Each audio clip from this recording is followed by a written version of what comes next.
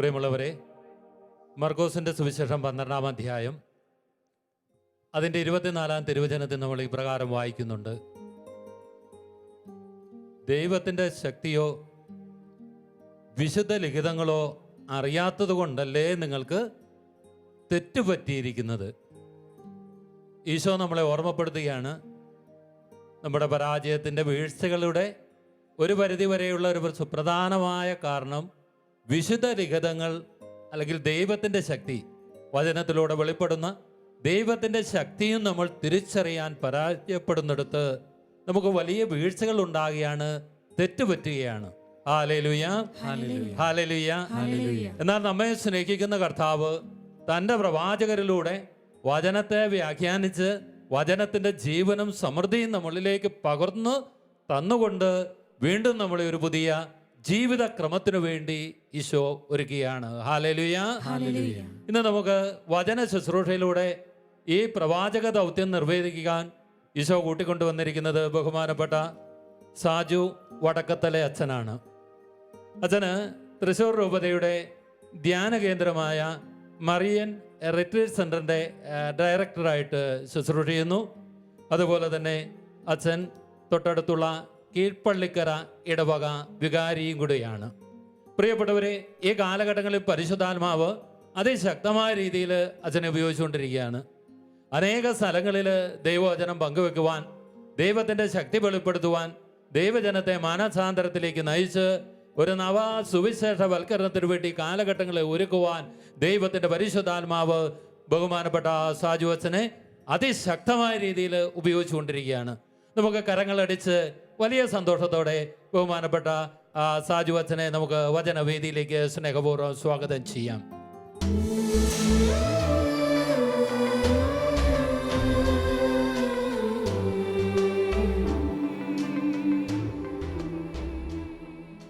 ഈശോ മിശിഹായ്ക്ക് സ്തുതിയായിരിക്കട്ടെ. ഇപ്പോഴെപ്പോഴും സ്തുതിയായിരിക്കട്ടെ. പ്രിയ സഹോദരങ്ങളെ, ആദ്യമായിട്ടാണ് ഒരു നൈറ്റ് വിജിൽ ശുശ്രൂഷയ്ക്ക് ഈ പരിശുദ്ധ ചാപ്പലിലേക്ക് കടന്നു വരുന്നത്. സഹോദരങ്ങൾ, വലിയൊരു അഭിഷേകം, കാലങ്ങളായി പ്രാർത്ഥിക്കുന്ന ആലയത്തിൻ്റെ അഭിഷേകം അച്ഛനിവിടെ എനിക്ക് ഫീൽ ചെയ്യുന്നുണ്ട്. Hallelujah, hallelujah. സഹോദരങ്ങളെ, തുടർന്ന് ഒരു വചന ശുശ്രൂഷയിലേക്ക് പ്രവേശിക്കുന്നതിന് മുൻപ് ഒരു നിമിഷം നമുക്ക് കണ്ണുകൾ അടയ്ക്കാം, കരങ്ങൾ ഹൃദയത്തോട് ചേർത്ത് വയ്ക്കാം. കർത്താവായ യേശുവേ, നിന്റെ സന്നിധിയിൽ ഇവിടുത്തെ വചനം ശ്രവിക്കുവാനായി ഇതാ ഞങ്ങൾ കടന്നു വന്നിരിക്കുന്നു. ഞങ്ങളുടെ ജീവിതങ്ങളെ സ്പർശിക്കണമേ എന്ന് ഞങ്ങൾ പ്രാർത്ഥിക്കുന്നു. അപ്പസ്തോല പ്രവർത്തനം 4:30 അവിടുന്ന് അരുൾ ചെയ്യുന്നുണ്ടല്ലോ, അവിടുത്തെ പരിശുദ്ധദാസനായ യേശുവിൻ്റെ നാമത്തിൽ രോഗശാന്തിയും അടയാളങ്ങളും അത്ഭുതങ്ങളും യേശു നാമത്തിൽ സംഭവിക്കട്ടെ. കർത്താവെ, വലിയ പ്രതീക്ഷയോടുകൂടി ഈ ശുശ്രൂഷയിൽ പങ്കെടുക്കുന്ന ഓരോ മകനെയും ഓരോ മകളെയും കർത്താവെ അങ്ങ് തന്നെ സ്പർശിക്കണമേ. പരിശുദ്ധ അമ്മേ, ഞങ്ങൾക്ക് വേണ്ടി പ്രാർത്ഥിക്കണമേ. നന്മ നിറഞ്ഞ മറിയമേ സ്വസ്തി, കർത്താവ് അങ്ങയോട് കൂടെ സ്ത്രീകളിൽ അങ്ങ് അനുഗ്രഹിക്കപ്പെട്ടവളാകുന്നു. അങ്ങയുടെ ഉദരത്തിൻ ഫലമായ ഈശോ അനുഗ്രഹിക്കപ്പെട്ടവനാകുന്നു.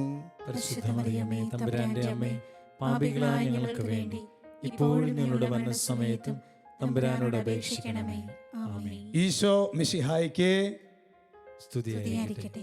Price the lord. Praise the lord. ഹല്ലേലൂയ, ഹല്ലേലൂയ, ഹല്ലേലൂയ, ഹല്ലേലൂയ. പ്രിയ സഹോദരങ്ങളെ, ഈ നൈറ്റ് വിജിൽ ശുശ്രൂഷ, ഇതിലെ ഒരു 4 വചനങ്ങളിലൂടെ ഈ ശുശ്രൂഷയുടെ ആരംഭത്തിൽ തന്നെ ദൈവജനത്തെ, ഈ വചന ശുശ്രൂഷയുടെ ആരംഭത്തിൽ തന്നെ കർത്താവ് അനുഗ്രഹിക്കാനായി ആഗ്രഹിക്കുന്നുണ്ട്. Price the lord. Praise the lord. ഹല്ലേലൂയ, ഹല്ലേലൂയ, ഹല്ലേലൂയ, ഹല്ലേലൂയ. അതിൽ ഒന്നാമത്തേത് ജെറമിയ പ്രവചനം 31-ാമത്തെ അധ്യായം 9-ാമത്തെ തിരുവചനം.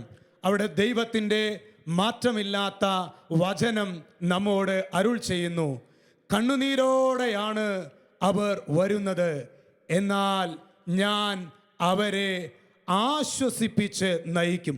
കണ്ണുനീരോടെയാണ് അവർ വരുന്നത്. പ്രിയ സഹോദരങ്ങളെ, ഈ നൈറ്റ് വിജിൽ ശുശ്രൂഷ വിവിധങ്ങളായ ഇടങ്ങളിൽ ലോകരാജ്യങ്ങളിൽ ഇരുന്നു കൊണ്ട് പതിനായിരക്കണക്കിന് മനുഷ്യർ വലിയ ആഗ്രഹത്തോടു കൂടി ഈ ശുശ്രൂഷയിൽ കണ്ണുനീരോടെ പങ്കെടുക്കുന്നുണ്ട്. പ്രിയ സഹോദരങ്ങളെ, കർത്താവിൻ്റെ വാഗ്ദാനമാണ്. കണ്ണുനീരോടെയാണ് അവർ ഈ ശുശ്രൂഷയിലേക്ക് വരുന്നത്. എന്നാൽ ഞാൻ അവരെ ആശ്വസിപ്പിച്ച് നയിക്കും.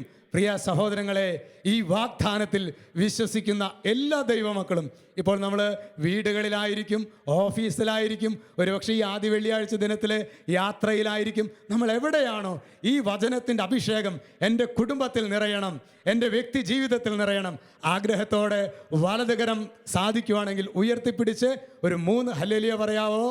ഹല്ലേലൂയ, ഹല്ലേലൂയ, ഹല്ലേലൂയ. ആമേൻ. സഹോദരങ്ങളെ, തുടർന്ന് 2-ാമത്തെ വചനം.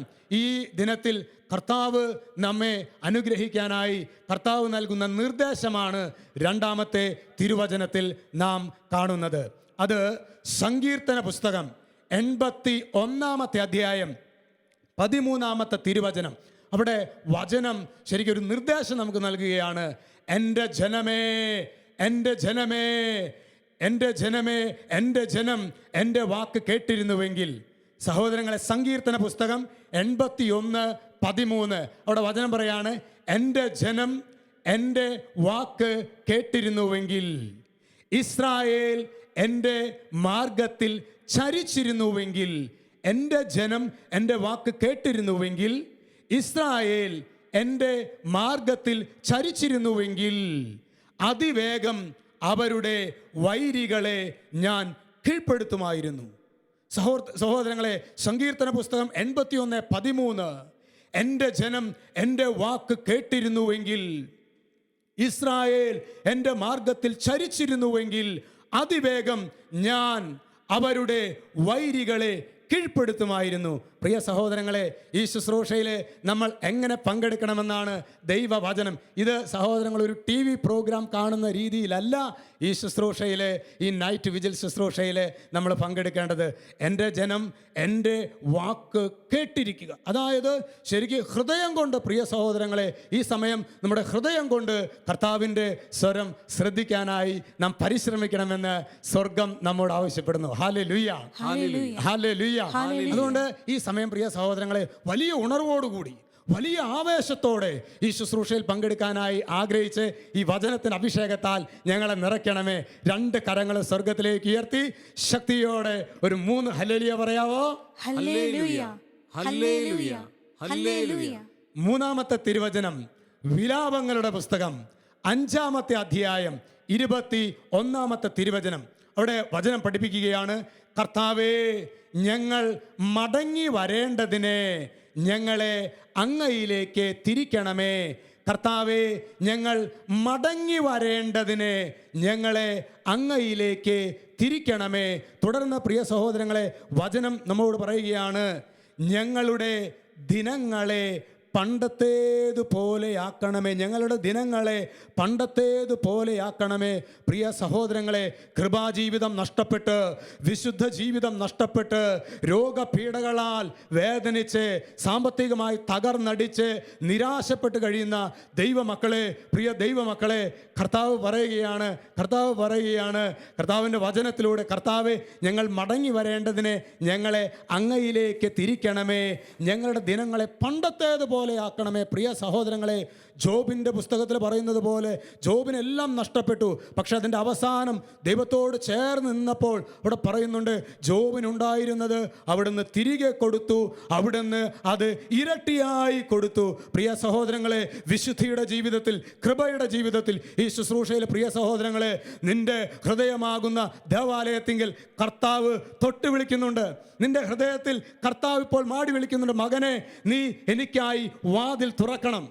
സഹോദരങ്ങളെ, നീ അങ്ങനെ വാതിൽ തുറക്കുകയാണ് എങ്കിൽ, സഹോദരങ്ങളെ, നഷ്ടമായതെല്ലാം പ്രിയ സഹോദരങ്ങളെ, കർത്താവ് തിരികെ തരാനായി കർത്താവ് ആഗ്രഹിക്കുന്നുണ്ട്. ഹല്ലേലൂയ, ഹല്ലേലൂയ, ഹല്ലേലൂയ, ഹല്ലേലൂയ, ഹല്ലേലൂയ. ഹല്ലേലൂയ. അവസാനമായി പ്രിയ സഹോദരങ്ങളെ, വളരെ പ്രധാനപ്പെട്ട ഒരു വചനം കർത്താവ് തെസ്സലോനിയർക്ക് എഴുതിയ ലേഖനം, തെസ്സലോനിയർക്ക് എഴുതിയ 1-ാം ലേഖനം 5-ാം അധ്യായം 24-ാം തിരുവചനം. അവിടെ ദൈവത്തിൻ്റെ പരിശുദ്ധാത്മാവ് നമ്മെ പഠിപ്പിക്കുകയാണ്, നിങ്ങളെ വിളിക്കുന്നവൻ വിശ്വസ്തനാണ്. നിങ്ങളെ വിളിക്കുന്നവൻ വിശ്വസ്തനാണ്. പ്രിയ സഹോദരങ്ങളെ, നമ്മുടെ കർത്താവ് ഈ ലോകത്തിലെ പ്രിയ സഹോദരങ്ങളെ മറ്റു മനുഷ്യരെ എത്രമാത്രം വിശ്വസിക്കാൻ പറ്റുമെന്ന് നമുക്ക് പറയാൻ പറ്റത്തില്ല. അത് ജീവിത പങ്കാളിയായിരിക്കാം, മക്കളായിരിക്കാം, സുഹൃത്തുക്കളായിരിക്കാം. ഒരു പക്ഷേ യുവാക്കന്മാരൊക്കെ ആണെങ്കിൽ അവർ പറയും എൻ്റെ ചങ്കാണ് എന്ന് പറയും. ചങ്കായിരിക്കാം, കരളായിരിക്കാം, ആരുമായിക്കൊള്ളട്ടെ. മനുഷ്യന്മാരിൽ പ്രിയ സഹോദരങ്ങളെ, മനുഷ്യരിൽ ആശ്രയിക്കുന്നവൻ ശക്തൻ എന്നാണ് ദൈവവചനം പറയുന്നത്. എന്നാൽ കർത്താവിൽ പ്രിയ സഹോദരങ്ങളെ നമുക്ക് കണ്ണടച്ച് കർത്താവിൽ നമുക്ക് ആശ്രയിക്കാം. Hallelujah, hallelujah. കർത്താവ് പ്രിയ സഹോദരങ്ങളെ തൻ്റെ വാഗ്ദാനങ്ങളിൽ അവിടുന്ന് വിശ്വസ്തനാണ്. അതുകൊണ്ട് പ്രിയ സഹോദരങ്ങളെ, ഈ ശുശ്രൂഷയിൽ നമ്മൾ പങ്കെടുക്കുമ്പോൾ ഇനി എങ്ങനെയാണ് ഈ വചന ശുശ്രൂഷയിൽ, തുടർന്നുള്ള ആരാധനയിൽ, പരിശുദ്ധ കുർബാനയിൽ നമ്മൾ എങ്ങനെയാണ് പങ്കെടുക്കേണ്ടത്? നമ്മൾ നോക്കിയേ, നമ്മൾ മ്ലാനവതരരായിട്ടല്ല, അതായത് അയ്യോ എല്ലാം നഷ്ടപ്പെട്ടു എന്നാൽ ഇതിൽ പങ്കെടുക്കുക എന്ന രീതിയിൽ ഒരു അയ്യോ എല്ലാം പോയി എന്നൊരു ഒരു ഒരു വിഷാദ മനോഭാവത്തോടെ അല്ല, ഭഗ്നാശനോടെ ആയിട്ടല്ല പ്രിയ സഹോദരങ്ങളെ ഈ ശുശ്രൂഷയിൽ പങ്കെടുക്കേണ്ടത്. ഈ ശുശ്രൂഷയിൽ പ്രിയ സഹോദരങ്ങളെ നമ്മൾ പങ്കെടുക്കേണ്ടത് വലിയ ഉണർവോടും വലിയ സന്തോഷത്തോടും കൂടിയിട്ടാണ്. അതല്ല വചനം പറയുന്നത്, നിങ്ങൾ എപ്പോഴും സന്തോഷിക്കുവിൻ. ഇത് അച്ഛൻ പറയുന്നതല്ല, ഇത് ഞാൻ പറയുന്ന വചനം. ഇത് പൗലോസ്ലിയ പ്രിയ സഹോദരങ്ങളെ ദൈവാത്മാവിനാൽ പ്രചോദിതനായി വിശുദ്ധ പൗലോസ് പറയുന്നതാണ്. വിശുദ്ധ പൗലോസ് പറയാണ്, നിങ്ങൾ എപ്പോഴും സന്തോഷിക്കുവിൻ. അപ്പോൾ ഒരു പക്ഷേ ഇന്ന് ഈ ശുശ്രൂഷ നിങ്ങൾ ടെലിവിഷനിലും അല്ലെങ്കിൽ യൂട്യൂബിലൊക്കെ ആയിട്ട് വീടുകളിലിരിക്കുമ്പോൾ ഇപ്പം നിങ്ങൾ മനസ്സിൽ പറയുണ്ടാവും, അച്ഛാ എങ്ങനെ അച്ഛാ ഞങ്ങൾ സന്തോഷിക്കുക? വീട്ടിൽ അടിക്കടി തകർച്ചകൾ, അനർത്ഥങ്ങൾ, പ്രതികൂലങ്ങൾ, പ്രയാസങ്ങൾ, ഞങ്ങൾ എങ്ങനെ സന്തോഷിക്കും എന്നാണ് അച്ഛൻ പറയുന്നത്. ഹല്ലേലൂയ, ഹല്ലേലൂയ. പ്രിയ സഹോദരങ്ങളെ, ഒരു കാര്യം ഉറപ്പാണ്, നമ്മുടെയൊക്കെ പ്രശ്നത്തെക്കാൾ വലിയവനാണ് നാം വിശ്വസിക്കുന്ന യേശു ക്രിസ്തു. നമ്മുടെയൊക്കെ പ്രശ്നത്തെക്കാൾ വലിയവനാണ് നാം വിശ്വസിക്കുന്ന യേശു ക്രിസ്തു. ഇപ്പം നമ്മൾ അയ്യോ കഷ്ടം എന്ന് പറയുമ്പോൾ അതിൻ്റെ അർത്ഥം എന്താണെന്ന് അറിയാവോ സഹോദരങ്ങളെ?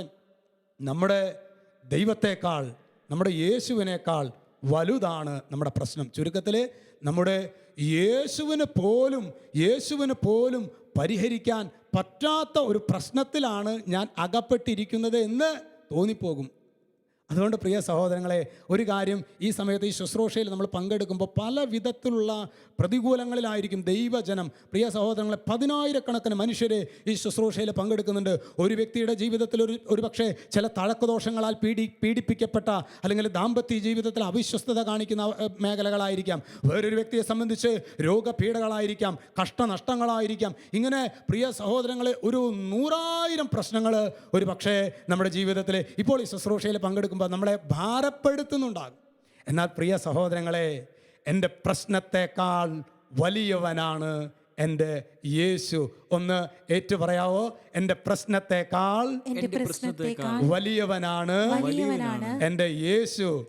ഇവിടെ കൊയർ അച്ഛനെ സഹായിക്കുന്നുണ്ടെങ്കിലും പ്രിയ സഹോദരങ്ങളെ, ഈ ശുശ്രൂഷ നിങ്ങൾ ടെലിവിഷനിലും യൂട്യൂബിലൊക്കെ കാണുകയാണെങ്കിൽ നിങ്ങൾ ശരിക്കും ഈ സമയം തന്നെ ഹൃദയം കൊണ്ട് പറയണം. അത് പറ്റുവാണെങ്കിൽ സ്വരം ഉയർത്തി പറയണം, എൻ്റെ പ്രശ്നത്തെക്കാൾ വലിയവനാണ് എൻ്റെ യേശു. ഹല്ലേലൂയ, ഹല്ലേലൂയ, ഹല്ലേലൂയ. ഇത് പറയുമ്പോൾ സഹോദരങ്ങളെ, എൻ്റെ ഉള്ളിൽ ശരിക്കും ഒരു ആത്മാവിൻ്റെ ഭയങ്കരമായിട്ടുള്ള ഒരു ശക്തി എൻ്റെ ഉള്ളിൽ ഫീൽ ചെയ്യാണ്. കാരണം അത്രമാത്രം എൻ്റെ കർത്താവ്, എൻ്റെ യേശു അത്രമാത്രം പ്രിയ സഹോദരങ്ങളെ പ്രതികൂലങ്ങളിൽ പെട്ട് കഴിയുന്ന ജീവിതങ്ങളിൽ ഇടപെട്ട അനുഭവങ്ങൾ എൻ്റെ വ്യക്തി ജീവിതത്തിൽ 100 കണക്കിനുണ്ടായിട്ടുണ്ട്. 100 കണക്ക്.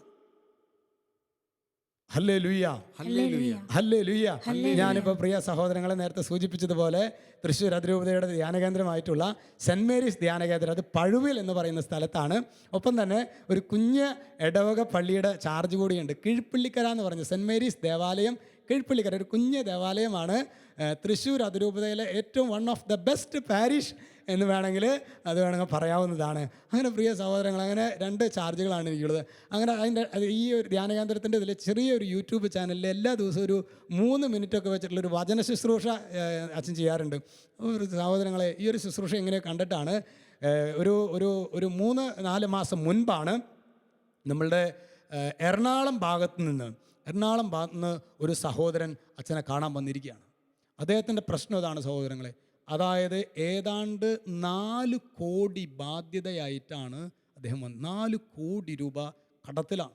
അതായത് ഇനി എന്താ ചെയ്യേണ്ടത്, അങ്ങനെ ശരിക്കും വേദനിച്ച് പുള്ളി വന്നിരിക്കുകയാണ്. പുള്ളി പറഞ്ഞു, അച്ഛാ എനിക്ക് ഇന്ന ബിസിനസ്സൊക്കെ ആയിരുന്നു, പക്ഷേ ഞാൻ വിചാരിച്ച രീതിയിൽ ആ ബിസിനസ്സൊന്നും വേണ്ട വിധത്തിൽ അത് ക്ലിക്കായില്ല അച്ഛാ. ഇന്ന് എനിക്ക് നാട്ടിൽ നിൽക്കാൻ പറ്റില്ല. എടവകപ്പള്ളിയിൽ കുർബാനയ്ക്ക് പോലും പോകാൻ പറ്റില്ല അച്ഛാ, കാരണം നാട്ടുകാർ പിടിക്കും.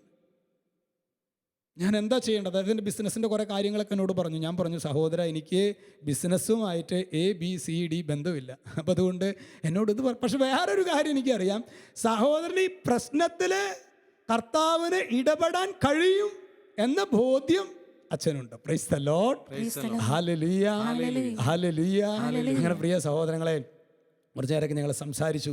അതിനുശേഷം ഞാൻ പറഞ്ഞു, സഹോദരൻ നന്നായിട്ടൊരു കുമ്പസാരമൊക്കെ നടത്തണം, പറ്റുവാണെങ്കിൽ അത് ഇവിടെ വെച്ചിട്ട് വേണ്ട, നന്നായിട്ട് ഒരുങ്ങി പറ്റുവാണെങ്കിൽ നമ്മുടെ യൂട്യൂബിലും മറ്റുമൊക്കെ നല്ല കൺഫെഷനായിട്ട് ഒരുങ്ങുന്ന ഒരുപാട് ശുശ്രൂഷകളുണ്ടല്ലോ, പറ്റുവാണെങ്കിൽ അത് കണ്ട് നല്ലൊരു കുമ്പസാരം നടത്തണം. അങ്ങനെ ഒരു 33 ദിവസം ഞാനും സഹോദരന് വേണ്ടി പ്രത്യേകമായിട്ട് പ്രാർത്ഥിച്ചോളാം. 33 ദിവസം ബലി അർപ്പിച്ച് വചനം വായിച്ച് തീഷ്ണതയോടുകൂടി കർത്താവ് സഹോദരൻ്റെ ജീവിതത്തിൽ നിശ്ചയമായും ഇടപെടും. Hallelujah, hallelujah. അങ്ങനെ ഞാൻ പറഞ്ഞു, അതിൽ ഒരു പ്രധാന കാര്യം ഞാൻ അദ്ദേഹത്തോട് പറഞ്ഞു, ഇപ്പോഴും ഓർക്കുന്നുണ്ട്. അപ്പോൾ ഞാൻ അദ്ദേഹത്തോട് പറഞ്ഞു, സഹോദരൻ ഈ 4 കോടി ബാധ്യത എനിക്ക് സഹോദരൻ്റെ വിഷമമൊക്കെ മനസ്സിലാവും, പക്ഷെ ഒരു കാര്യം മനസ്സിലാക്കണം സഹോദരൻ, ഈ 4 കോടിയുടെ ബാധ്യതയേക്കാൾ വലിയവനാണ്, അല്ലെങ്കിൽ സഹോദരൻ്റെ കടബാധ്യതയേക്കാൾ വലിയവനാണ് യേശു. ഞാൻ പറഞ്ഞു, സഹോദരൻ്റെ എൻ്റെ കടബാധ്യതയേക്കാൾ വലിയവനാണ് യേശു. ഞാൻ അദ്ദേഹത്തെ എൻ്റെ റൂമിലിരുത്തിയിട്ട് ഞാൻ ഈ സംഭവം ഒരു 3-4 തവണ ഈ കാര്യം ഒന്ന് ആവർത്തിച്ച് പറയിപ്പിച്ചു. അതായത് എൻ്റെ കടബാധ്യതയേക്കാൾ വലിയവനാണ് എൻ്റെ യേശു.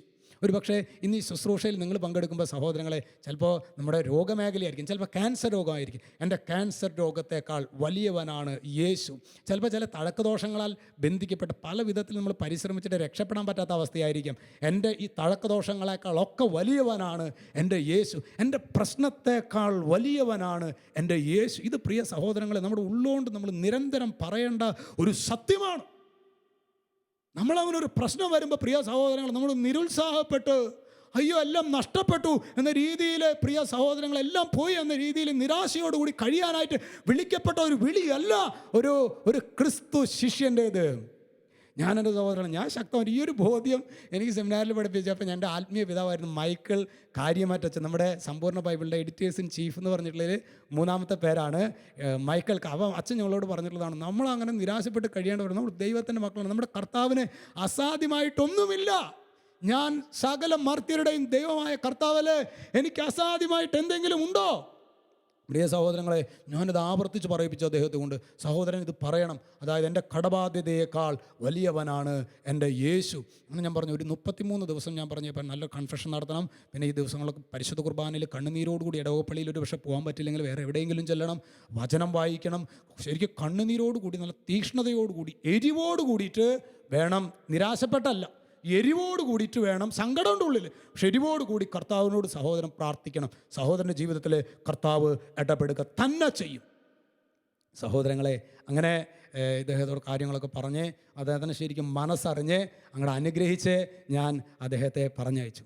എൻ്റെ സഹോദരങ്ങളെ, 13-ാമത്തെ ദിവസം, അതായത് പോയി 13-ാമത്തെ ദിവസം ഈ മനുഷ്യൻ, ഞാൻ ഓർക്കാണ്, ഈ മനുഷ്യന് ഫോൺ ചെയ്തിരിക്കുകയാണ്, അച്ഛാ നമ്മുടെ കർത്താവ് എത്രയോ വലിയവനാണ്. അതായത് ഈ സമയം നിങ്ങൾക്കറിയാം, GST കാര്യങ്ങളൊക്കെ ആയിട്ട് എല്ലാം ശരിക്കും ബാധ്യത, കൊറോണയും കാര്യങ്ങളൊക്കെ ആയിട്ട് ബാധ്യതയിലാണ്. പ്രിയ സഹോദരങ്ങൾ, അദ്ദേഹം പറയുമായിരുന്നു, ഈ 4 കോടിയിലെ കർത്താവ് ഇങ്ങനെ, അദ്ദേഹത്തിന് ഒരു 3 പ്ലോട്ട് എറണാകുളത്തുണ്ടായിരുന്നു.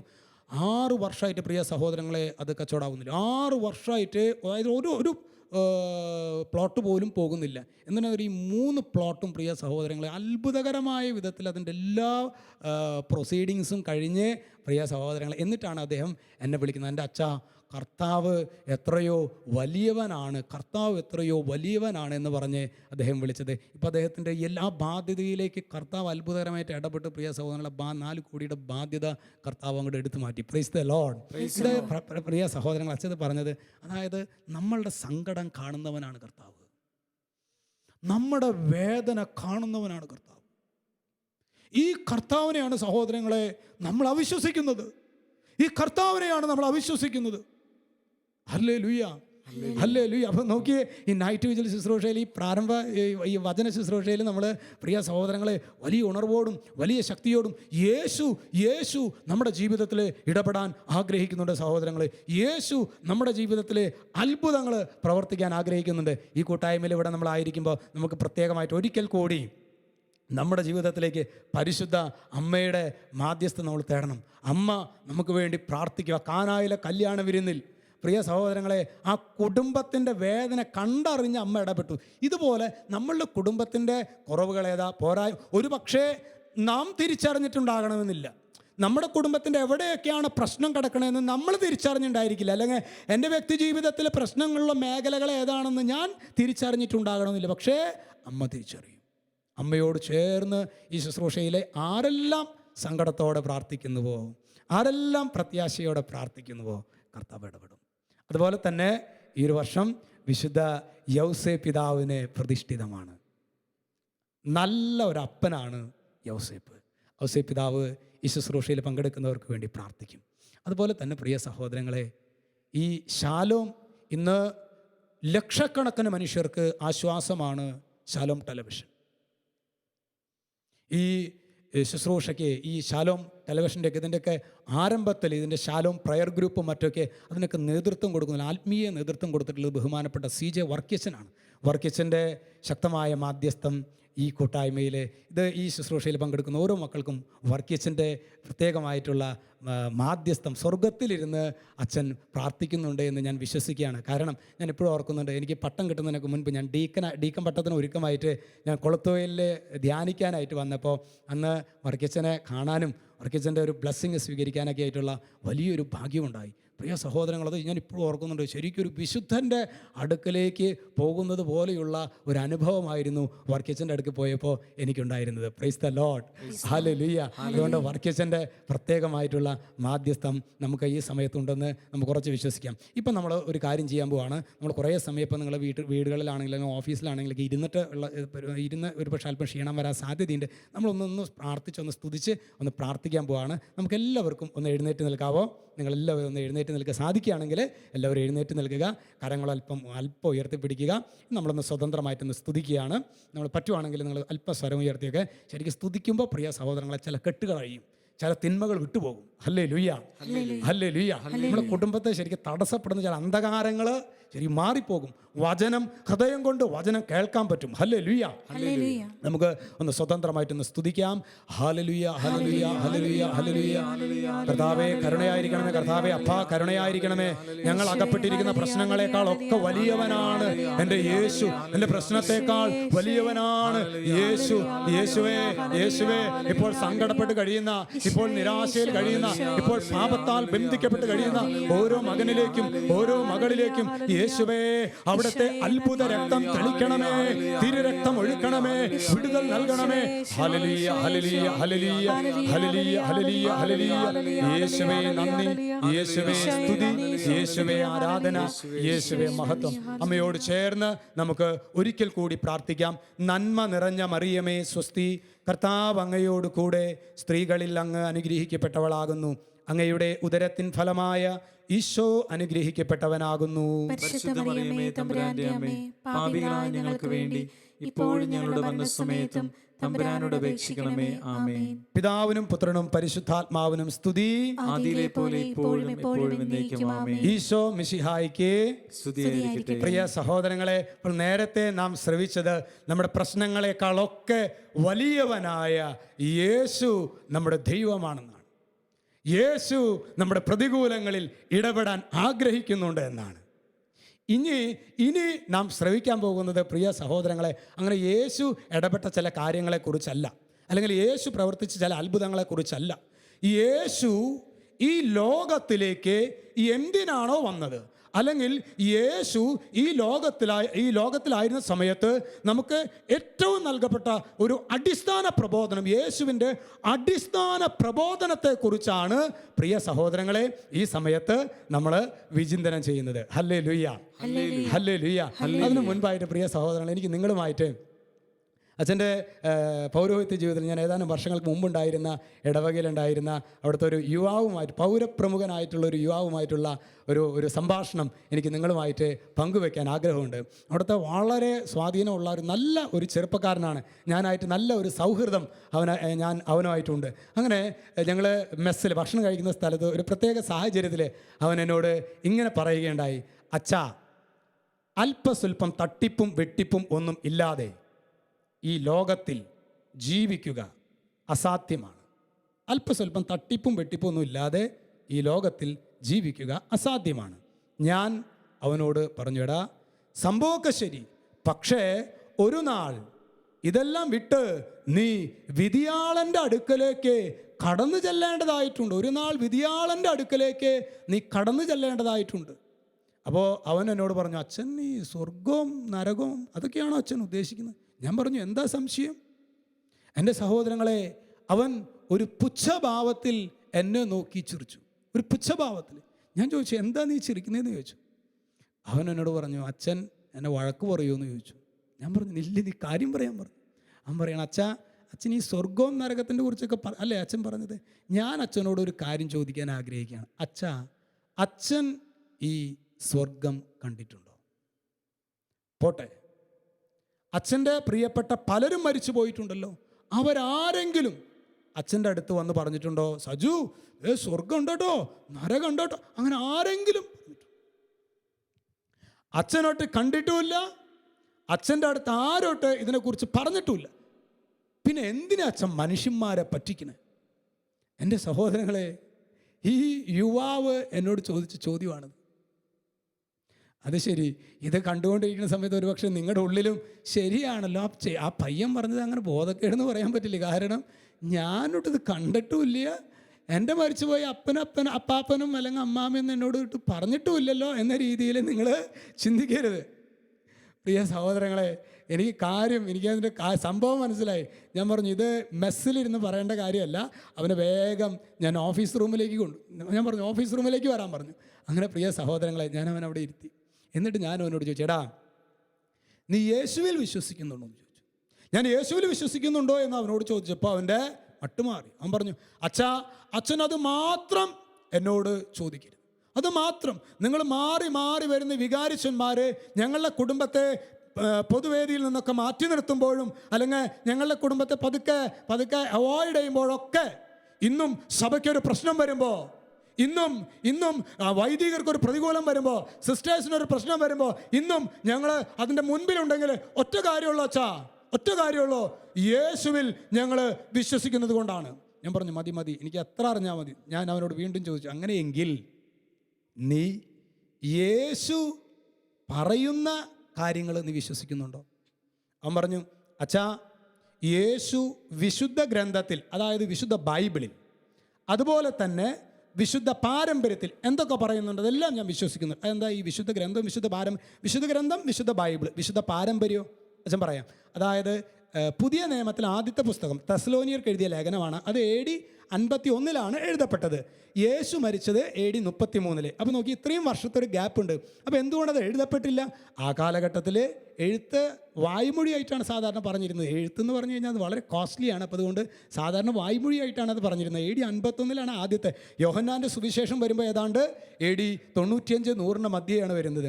അപ്പോൾ പ്രിയ സഹോദരങ്ങൾ, അപ്പോൾ AD 33 തുടങ്ങി 51 വരെ ഒരുപാട് കാര്യങ്ങൾ. അതുകൊണ്ടാണ് യോഹന്നാൻ്റെ സുവിശേഷത്തിൽ പറയുന്നത്, യേശു പറഞ്ഞ എല്ലാ കാര്യങ്ങളും സുവിശേഷത്തിൽ ഉൾപ്പെടുത്തിയിട്ടില്ല, പുതിയ നിയമത്തിൽ ഉൾപ്പെടുത്തിയിട്ടില്ല. Price the Lord. അതാണ് സഹോദരങ്ങളെ, പരിശുദ്ധ കന്യകാമാതാവിൻ്റെയൊക്കെ നിത്യ കന്യകാത്വം, അങ്ങനെ ഒരുപാട് കാര്യങ്ങൾ പ്രിയ സഹോദരങ്ങളെ സഭയുടെ വിശുദ്ധ പാരമ്പര്യത്തിൻ്റെ ഭാഗമാണ്. അതുകൊണ്ട് അപ്പോൾ ഞാൻ പറഞ്ഞു വന്നത്, ഇതൊന്നും അറിയാത്ത, എന്ത് പറഞ്ഞാലും സഭയെയും വിശ്വാസത്തെയും ചുമ്മാ നിഷേധിക്കുന്ന ഒരു ചെറുപ്പക്കാരനല്ല. അവന് അറിവുണ്ട് അത്യാവശ്യം. അതുകൊണ്ട് അവൻ പറഞ്ഞത്, ഞാൻ വിശുദ്ധ ഗ്രന്ഥത്തിൽ, വിശുദ്ധ ബൈബിളിൽ യേശു എന്തൊക്കെ പറയുന്നുണ്ടോ, വിശുദ്ധ പാരമ്പര്യത്തിൽ യേശു എന്തൊക്കെ പറയുന്നുണ്ടോ, അതെല്ലാം ഞാൻ അനുസരിക്കും, ഞാൻ വിശ്വസിക്കും. അപ്പോൾ ഞാൻ അവനോട് പറഞ്ഞു, അങ്ങനെയാണെങ്കിൽ നീ ഒരു കാര്യം ചെയ്യേ.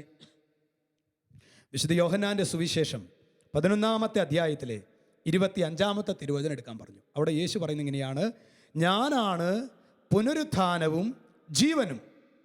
എന്നിൽ വിശ്വസിക്കുന്നവൻ മരിച്ചാലും ജീവിക്കും. എന്നിൽ വിശ്വസിക്കുന്നവൻ മരിച്ചാലും ജീവിക്കും. ഇതിനെക്കുറിച്ച് ഇത് കത്തോലിക്ക സഭയുടെ മതബോധന ഗ്രന്ഥമാണ്.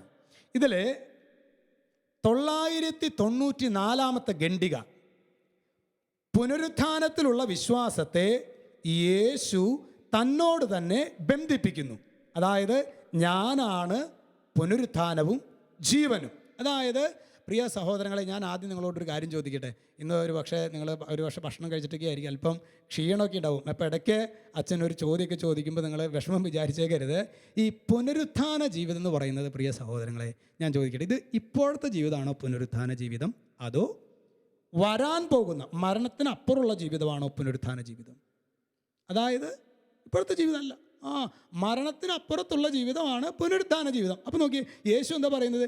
ഞാനാണ് പുനരുത്ഥാനവും ജീവനും. അതായത് മക്കളെ, മരണശേഷം അങ്ങനെ ഒരു ജീവിതമുണ്ട് എന്നല്ല, ആ ജീവിതം തന്നെ ഞാനാണ്. അതാണ് സഭയുടെ മതബോധന എന്ന് പറയാണ്, പുനരുത്ഥാനത്തിലുള്ള വിശ്വാസത്തെ യേശു തന്നോട് തന്നെ ബന്ധിപ്പിക്കുന്നു. ഞാനാണ് പുനരുത്ഥാനവും ജീവനും. യേശു തന്നെയാണ് തന്നിൽ വിശ്വസിക്കുന്നവരെ, തൻ്റെ ശരീരം ഭക്ഷിക്കുകയും തൻ്റെ രക്തം പാനം ചെയ്യുകയും ചെയ്യുന്നവരെ അവസാന ദിവസം ഉയർപ്പിക്കുന്നു. എന്നിട്ട് പറയാണ്, മരണമടഞ്ഞ ചിലർക്ക് ജീവൻ നൽകിക്കൊണ്ട് അവിടുന്ന് ഇപ്പോൾ ഈ ജീവിതത്തിൽ തന്നെ അതിൻ്റെ അടയാളവും അച്ചാരവും നൽകി. Price the lord. ഹല്ലേലൂയ, ഹല്ലേലൂയ. അപ്പോൾ അതൊന്നാമത് കഴിഞ്ഞില്ലേ സഹോദരങ്ങളെ? ഞാൻ അവനോട് പറഞ്ഞു, നീ ഒരു കാര്യം ചെയ്യേ, ലൂക്കായുടെ സുവിശേഷം 12-ാമത്തെ അധ്യായത്തിലെ 4-ാമത്തെ തിരുവചനം, അവിടെ നമ്മുടെ കർത്താവ് പറയാണ്, എൻ്റെ സ്നേഹിതരെ, കർത്താവ് പറയാണ് സഹോദരങ്ങളെ, എൻ്റെ സ്നേഹിതരെ, നിങ്ങളോട് ഞാൻ പറയുന്നു, ശരീരത്തെ കൊല്ലുന്നതിൽ കവിഞ്ഞ് ഒന്നും ചെയ്യാൻ കഴിയാത്തവരെ നിങ്ങൾ ഭയപ്പെടേണ്ട. ഇനി നിങ്ങൾ ആരെ ഭയപ്പെടേണ്ടത്? കൊന്നതിന് ശേഷം നിങ്ങളെ നരകത്തിലേക്ക് തള്ളിക്കളയാൻ അധികാരമുള്ളവനെ ഭയപ്പെടുവിൻ.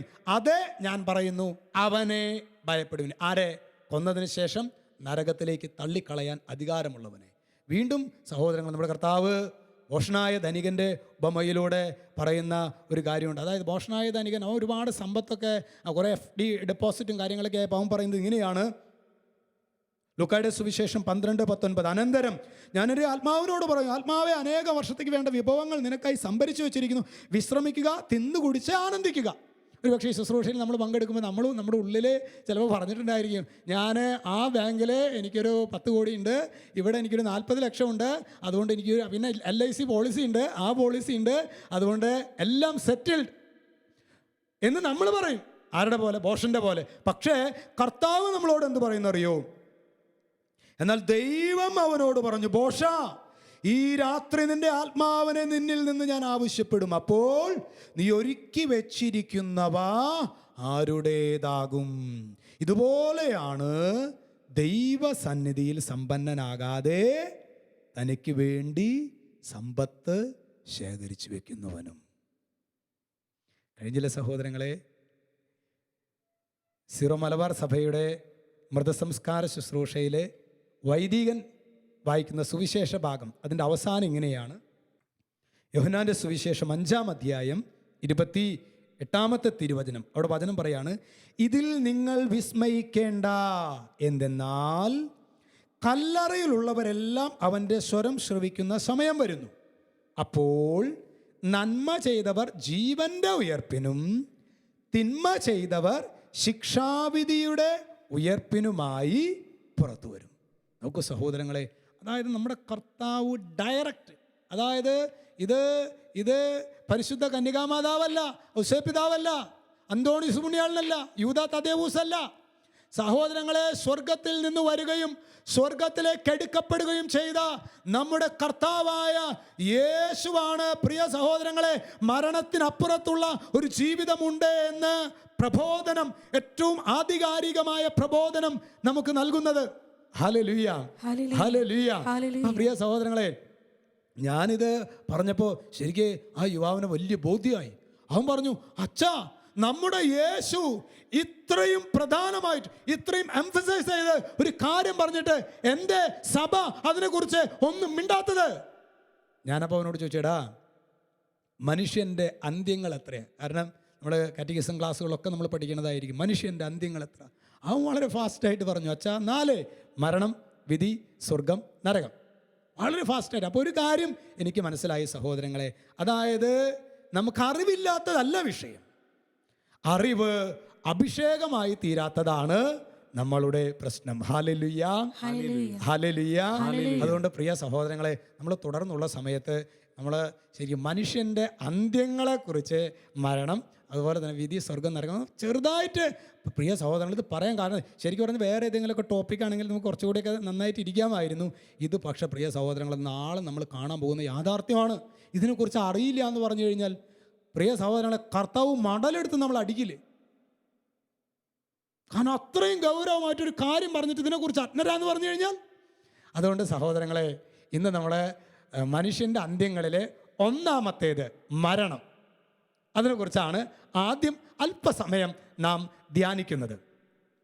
ഹെബ്രായ ലേഖനം 9-ാം അധ്യായം 27-ാം തിരുവചനം. അവിടെ വചനം പറയുന്നത് ഇങ്ങനെയാണ്: ആദ്യം മരണം, പിന്നെ വിധി എന്ന് എഴുതപ്പെട്ടിരിക്കുന്നു. പ്രിയ സഹോദരങ്ങളെ, നമ്മുടെയൊക്കെ ജീവിതത്തിൽ ഒരു മരണത്തിൻ്റെ നിമിഷത്തിലൂടെ നമ്മൾ കടന്നു പോകേണ്ടതായിട്ടുണ്ട്. നമ്മുടെയൊക്കെ ജീവിതത്തിൽ മരണത്തിൻ്റെ ഒരു നിമിഷത്തിലൂടെ നമ്മൾ കടന്നു പോകേണ്ടതായിട്ടുണ്ട്. നമ്മൾ നന്മ ചെയ്ത് ഈശോയ്ക്ക് ഇഷ്ടപ്പെട്ട രീതിയിലൊക്കെ ജീവിക്കുകയാണെങ്കിൽ ഒരു നല്ല മരണം അല്ല, ഈ ലോകത്തിൻ്റെ ചപ്പും ചവറും തിന്നും കണ്ടും ആസ്വദിച്ചും ഒക്കെ ജീവിക്കുകയാണെങ്കിൽ ഒരു ഭയാനകമായ മരണം.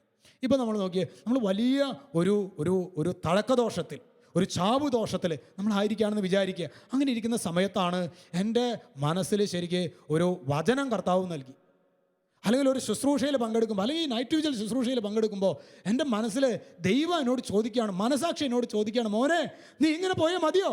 മകളെ നീ ഇങ്ങനെ പോയാൽ മതിയോ? ഇങ്ങനെ പോയാൽ നിൻ്റെ ആത്മാവിൻ്റെ അവസ്ഥ എന്തായിരിക്കും? സഹോദരങ്ങളെ, അങ്ങനെ ശരിക്കും മനസ്സിൽ ഒരു കുളിർമ തോന്നുമ്പോൾ ഞാൻ പറയുന്ന തീരുമാനം എടുക്കണം, എൻ്റെ ദൈവമേ എനിക്ക് വേണ്ട, എനിക്ക് ഇങ്ങനെയുള്ളൊരു പാപകരമായ ജീവിതം വേണ്ട എന്ന് മനസ്സിൽ തീരുമാനിച്ച് അത് ദൈവസന്നിധിയിൽ ഏറ്റുപറയുമ്പോൾ നമുക്ക് ലഭിക്കുന്നതാണ് പ്രിയ സഹോദരങ്ങളെ സൗജന്യ പാപക്ഷമ. സൗജന്യ പാപക്ഷമ ഭൂമിയിലായിരിക്കുമ്പോൾ നമുക്ക് കിട്ടുന്നതാണ്. ശരിക്ക് നമ്മൾ മനസ്സുകൊണ്ട് നമ്മുടെ കഴിഞ്ഞകാല ജീവിതത്തെ ഓർത്ത് അനുദപിച്ച് അതിനെ ഓർത്ത് പശ്ചാത്തപിക്കുമ്പോൾ നമുക്ക് ഭൂമിയിലായിരിക്കുന്ന സമയത്ത് നമുക്ക് ലഭിക്കുന്നതാണ് സൗജന്യ പാപക്ഷമ. ശരിക്കും പറഞ്ഞാൽ പ്രിയ സഹോദരങ്ങളെ, ഈ ഭൂമിയിലെ ജീവിതം എന്ന് പറഞ്ഞു കഴിഞ്ഞാൽ ഒരു ഗ്രേസ് പീരീഡാണ്. ഗ്രേസ് പീരീഡ് എന്ന് പറഞ്ഞു കഴിഞ്ഞാൽ നമുക്ക് ഈ 10ാം ക്ലാസ്സിലെ കുട്ടികൾക്ക് ഗ്രേസ് മാർക്ക്, അതായത് സ്കൗട്ടിൽ അവർ പങ്കെടുത്തു കഴിഞ്ഞാൽ അവർക്ക് ഗ്രേസ് മാർക്ക് ഉണ്ട്. അതിനാൽ തന്നെ അവർക്ക് ഇത്ര % മാർക്ക് അവർക്ക് ലഭിക്കും. ഇതുപോലെ ഭൂമിയിൽ ഗ്രേസ് പീരീഡ് എന്ന് പറഞ്ഞാൽ എന്താണെന്ന് പറയുക സഹോദരങ്ങൾ, അതായത് ഭൂമിയിൽ നമ്മൾ എന്ത് തെറ്റ് ചെയ്താലും ആഴത്തിൽ അനുദപിച്ച് ഒരിറ്റ് കണ്ണുനീരോടെ അവ ഏറ്റുപറയാനായിട്ട് ഞാൻ റെഡിയാണ് എങ്കിൽ പ്രിയ സഹോദരങ്ങളെ, നമ്മുടെ കർത്താവ് അവൻ നാം ചെയ്തതെല്ലാം മറക്കും. ഒരിറ്റ് കണ്ണുനീരോടെ, അനുതാപ കണ്ണുനീരോടെ നാം കഴിഞ്ഞ കാലങ്ങളിൽ എന്തൊക്കെ ചെയ്തിട്ടുണ്ടത് ഏറ്റു പറയുകയാണെങ്കിൽ അതെല്ലാം മറക്കും. അത് ഗ്രേസ് പീരീഡാണ്. ഇത് എന്നുവരെ? അത് മരണം വരെ. അതിനെക്കുറിച്ച് പ്രിയ സഹോദരങ്ങളെ, ഇത് ഇടയ്ക്ക് അച്ഛൻ ഈ പുസ്തകം കാണിക്കുന്നത് വേറെ ഒന്നിനെയല്ല. ഈ മരണം, വിധി എന്നൊക്കെ പറയുമ്പോൾ ഞാൻ എന്തോ എൻ്റെ കുറച്ച് ആശയങ്ങളൊക്കെ പറയുകയാണെന്ന് നിങ്ങൾക്ക് തോന്നരുത്. ഇത് കത്തോലിക്ക സഭയുടെ മതബോധന ഗ്രന്ഥമാണ്. എൻ്റെ ആശയങ്ങളല്ല ഇതിൽ അച്ഛൻ പറയുന്നത്. ഇതിൽ 1023-ാമത്തെ ഖണ്ഡിക, ക്രിസ്തുവിൽ വെളിവാക്കപ്പെട്ട കൃപാവരം. അതാണ് ഈ സൗജന്യ പാപക്ഷമ. ക്രിസ്തുവിൽ വെളിവാക്കപ്പെട്ട കൃപാവരത്തെ സ്വീകരിക്കുന്നതിനോ തിരസ്കരിക്കുന്നതിനോ സാധ്യമായ സമയത്തിൻ്റെ അന്ത്യമാണ് മരണം. അതായത് മരണശേഷം നമുക്ക് അനുദപിക്കാനായി ഒരു സാധ്യതയില്ല എന്ന് ചുരുക്കം. ഹല്ലേലൂയ, ഹല്ലേലൂയ. അതുകൊണ്ട് സഹോദരങ്ങളെ, ശരിക്കും കർത്താവ് ഈ സമയത്ത് നമുക്ക് നൽകണം. നമ്മൾ ശരിക്കും ഒന്ന് അനുദപിച്ച് പ്രാർത്ഥിക്കുകയാണ്, കർത്താവ് അതെല്ലാം മറന്ന് കർത്താവ് നമ്മളെ ഇനി നമുക്ക് സഹോദരങ്ങളെ, നമ്മൾ ഈ മരിക്കാമെന്ന് വിചാരിക്കും. ഇപ്പം മരിക്കാമെന്ന് വിചാരിക്കും, മരിക്കുന്ന സെക്കൻഡിൽ തന്നെ നമുക്ക് അടുത്ത സംഭവം നമുക്കറിയാൻ പറ്റും. ഇത് പറയുമ്പോൾ ഞാൻ ഓർക്കുന്നൊരു സംഭവമുണ്ട്. ഞാൻ പട്ടം കിട്ടി 3-ാമത്തെ വർഷം തൃശ്ശൂർ അതിരൂപതയിലെ പാവർട്ടി തീർത്ഥകേന്ദ്രം, അത് വിശുദ്ധ യൗസേ പിതാവിൻ്റെ വളരെ പ്രസിദ്ധമായൊരു തീർത്ഥകേന്ദ്രമാണ്. അവിടെ ശുശ്രൂഷ ചെയ്യുന്ന സമയം അപ്പോൾ ഈ പാവർട്ടി ദേവാലയത്തിന് സ്വന്തമായിട്ടൊരു ആശുപത്രിയുണ്ട്. അപ്പോൾ അവിടെ ഇങ്ങനെ രോഗികളും കാര്യങ്ങളൊക്കെ ആയിട്ട് അവരെ ശുശ്രൂഷിക്കാനൊക്കെ ആയിട്ട്, പ്രത്യേകിച്ച് രോഗീലേപനം അല്ലെങ്കിൽ കുർബാനയ്ക്ക് കൊടുക്കാനൊക്കെ ആയിട്ട് പോകാറുണ്ട്. അവിടെ ആയിരുന്ന സമയത്ത് ഒരുപാട് പേരെ, പ്രിയ സഹോദരങ്ങളെ, മരണത്തിന് ഒരുക്കാനായിട്ട് അച്ഛന് സാധിച്ചിട്ടുണ്ട്. സഹോദരങ്ങളെ, 2 വിധത്തിൽ ദൈവജനം മരണത്തിന് കീഴടങ്ങുന്നതായിട്ട് അച്ഛൻ കണ്ടിട്ടുണ്ട്. അപ്പോൾ ചിലർ വന്ന് പറയും, ചില വീട്ടുകാർ അവർ വന്ന് പറയും, അച്ഛാ വേഗം ഒന്ന് വരാമോ അച്ഛാ, അപ്പച്ചൻ വളരെ സിങ്കിങ് ആണ്, അപ്പച്ചൻ മരിച്ചുകൊണ്ടിരിക്കണം, വേഗം വരും. ഞാനപ്പോൾ വേഗം ഓടിച്ചെല്ലാറുണ്ട്. ഞാൻ രോഗീലാപനത്തിൻ്റെ കിറ്റൊക്കെ എടുത്ത് ഓടിച്ചെല്ലും. അപ്പോൾ എങ്ങനെയാണെങ്കിൽ വീടിന് ചുറ്റും ആ കട്ടിലിന് ചുറ്റും, ആശുപത്രിക്ക് ആ കട്ടിലിന് ചുറ്റും അപ്പൻ്റെ ചുറ്റും ചിലപ്പോൾ മക്കളും പ്രിയപ്പെട്ടവരൊക്കെ ഉണ്ടാകും. അപ്പോൾ അവർ പറയും, ഈ മകൻ വന്നിട്ട് പറയും, അതേ മാറി അച്ഛൻ വന്നിരിക്കുന്നു എന്ന് പറഞ്ഞ് വേഗം നമ്മളങ്ങ് അങ്ങനെ നോക്കുമ്പോൾ, ഞാൻ നോക്കുമ്പോൾ സംഭവം എന്താണെന്നറിയോ സഹോദരങ്ങളെ, ഈ കിടക്കുന്ന അപ്പച്ചൻ അല്ലെങ്കിൽ അമ്മച്ചി അവരിങ്ങനെ വളരെ ശാന്തമായിട്ട് കിടക്കുന്നു, ചുറ്റും നോക്കുന്നു. അപ്പോൾ അച്ഛൻ വരുമ്പോൾ, അച്ഛൻ ദേ അപ്പച്ച അല്ലെങ്കിൽ അമ്മച്ചി ദേ പള്ളിയിൽ അച്ഛൻ വന്നിട്ടുണ്ടെന്ന് പറയുമ്പോൾ അച്ഛനൊന്ന് നോക്കും. എന്നിട്ട് അവർക്ക് സ്തുതി പറയാനായിട്ട് ആഗ്രഹം ഉണ്ടെങ്കിൽ അതിനുള്ള ശക്തി ആ സമയത്ത് ഉണ്ടാകില്ല. അവരൊന്ന് ഒരു ചെറു പുഞ്ചിരിയോടെ അവരൊന്ന് നോക്കി പ്രാർത്ഥിക്കണമെന്ന് ഹൃദയം കൊണ്ട് അവർ പറയുന്നതായിട്ട് നമുക്ക് ഫീൽ ചെയ്യും. അതിനുശേഷം സഹോദരൻ ഞാൻ കണ്ടിട്ടുണ്ട്, അതായത് അവർ നേരെ മുകളിലേക്ക് നോക്കും. മുകളിലേക്ക് പാവർട്ടി ആശുപത്രിയുടെ റൂഫ്, അവിടെ പ്രത്യേകിച്ച് ഒന്നും ചെയ്തില്ല, ചുമ്മാ വൈറ്റ് അടിച്ചേക്കാണ്. പക്ഷേ പ്രിയ സഹോദരങ്ങളെ, ആ മുകളിലേക്ക് നോക്കിയിട്ട് എന്തോ അഭൗമികമായത് കണ്ടാൽ എന്ന വണ്ണം നിത്യതയിലേക്ക് പ്രവേശിക്കുന്നത് അച്ഛൻ കണ്ടിട്ടുണ്ട്. അത് സുന്ദരമാണ് സഹോദരങ്ങളെ, ആ മരണം സുന്ദരമാണ്, അത് നല്ല മരണമാണ്. എന്നാൽ വളരെ വേദനയോടെ പറയട്ടെ സഹോദരങ്ങൾ, അനേകർ മരിക്കുന്നത് അച്ഛനെ കാണാൻ സാധിച്ചിട്ടുണ്ട്. എങ്ങനെയാണെന്നറിയാവോ, നമ്മളവിടെ ചെല്ലുന്നു, അവിടെ ദേ അച്ഛ അല്ലെങ്കിൽ അപ്പച്ച അമ്മച്ചി ദാ പള്ളിയിൽ അച്ഛൻ വന്നിരിക്കുന്നു എന്ന് പറയുമ്പോൾ ആകെ വെപ്രാളാണ്. അങ്ങോട്ട് നോക്കുന്നു, ഇങ്ങോട്ട് നോക്കുന്നു, അങ്ങോട്ട് നോക്കുന്നു, മുകളിലേക്ക് നോക്കിയിട്ട് എന്തോ അഭൗമികമായ ഒരു സംഭവം കണ്ടാൽ എന്ന വണ്ണം പ്രിയ സഹോദരങ്ങളെ ശരിക്കും ഭയപ്പെട്ട് മരണത്തിന് കീഴടങ്ങുന്ന അനേകരെ കാണാൻ സാധിച്ചിട്ടുണ്ട്. എന്നെ സംബന്ധിച്ച് പ്രിയ സഹോദരങ്ങൾ, അത്തരത്തിലുള്ള മരണങ്ങൾ എന്നെ സംബന്ധിച്ച് ഭയങ്കര അസ്വസ്ഥത എന്നിൽ ഉളവാക്കിയിട്ടുണ്ട്. ഞാൻ തുടർന്ന് ദേവാലയത്തിലേക്ക് പോകുമ്പോൾ എനിക്ക് പല രാത്രിയിൽ ഉറങ്ങാൻ പറ്റിയിട്ടില്ല ഈ മരണം കണ്ടിട്ട്. ഇത്രമാത്രം അസ്വസ്ഥ മരണം കണ്ട് ഇതുപോലെ അസ്വസ്ഥപ്പെട്ട് ഞാനിങ്ങനെ ചോദിച്ചിട്ടുണ്ട് കർത്താവിനോട്, കർത്താവേ 60, 70, 80 വർഷമൊക്കെ ഈ ഭൂമിയിൽ അധ്വാനിച്ച് ജീവിച്ചിട്ട് ഈ മരിക്കുന്ന സമയത്ത് നിനക്കൊരു ശാന്തി കൊടുത്തുകൂടെ? സഹോദരങ്ങളെ, ശരിക്കും അങ്ങനെ ഞാൻ ശരിക്കും ഇങ്ങനെ ആകുലപ്പെട്ട് തമ്പുരാൻ്റെ തന്നിൽ ചോദിച്ചപ്പോഴാണ് കത്തോലിക്ക സഭയുടെ മതബോധന ഗ്രന്ഥത്തിൽ പ്രിയ സഹോദരങ്ങളെ ഒരു കാര്യം വളരെ കൃത്യമായിട്ട് അച്ഛൻ ശ്രദ്ധിക്കാനിടയായി. അത് 1022 ഖണ്ഡികയാണ്. 1022 ഖണ്ഡിക. അവിടെ പറയാണ്, ഓരോ മനുഷ്യനും തൻ്റെ മരണത്തിൻ്റെ നിമിഷത്തിൽ തന്നെ സ്വജീവിതത്തെ ക്രിസ്തുവിനോട് ബന്ധപ്പെടുത്തി തൻ്റെ അമർത്യമായ ആത്മാവിൽ തൻ്റെ ശാശ്വത പ്രതിഫലം സ്വീകരിക്കുന്നു. അതായത് തൻ്റെ മരണത്തിൻ്റെ നിമിഷത്തിൽ, അതായത് മരിച്ചിട്ട് 41 നിന്നല്ല, മരിച്ചിട്ട് ആണ്ടിൻ്റെ നിന്നല്ല, മരിക്കുന്ന സെക്കൻഡിൽ പ്രിയ സഹോദരങ്ങളെ നമ്മുടെ വിധി നമുക്ക് അറിയാൻ സാധിക്കും. ഹല്ലേലൂയ. അതുകൊണ്ടാണ് സഹോദരങ്ങളെ നമ്മളുടെയൊക്കെ വളരെ പ്രിയപ്പെട്ട വിശുദ്ധനല്ലേ അന്തോണീസ് പുണ്യാളൻ.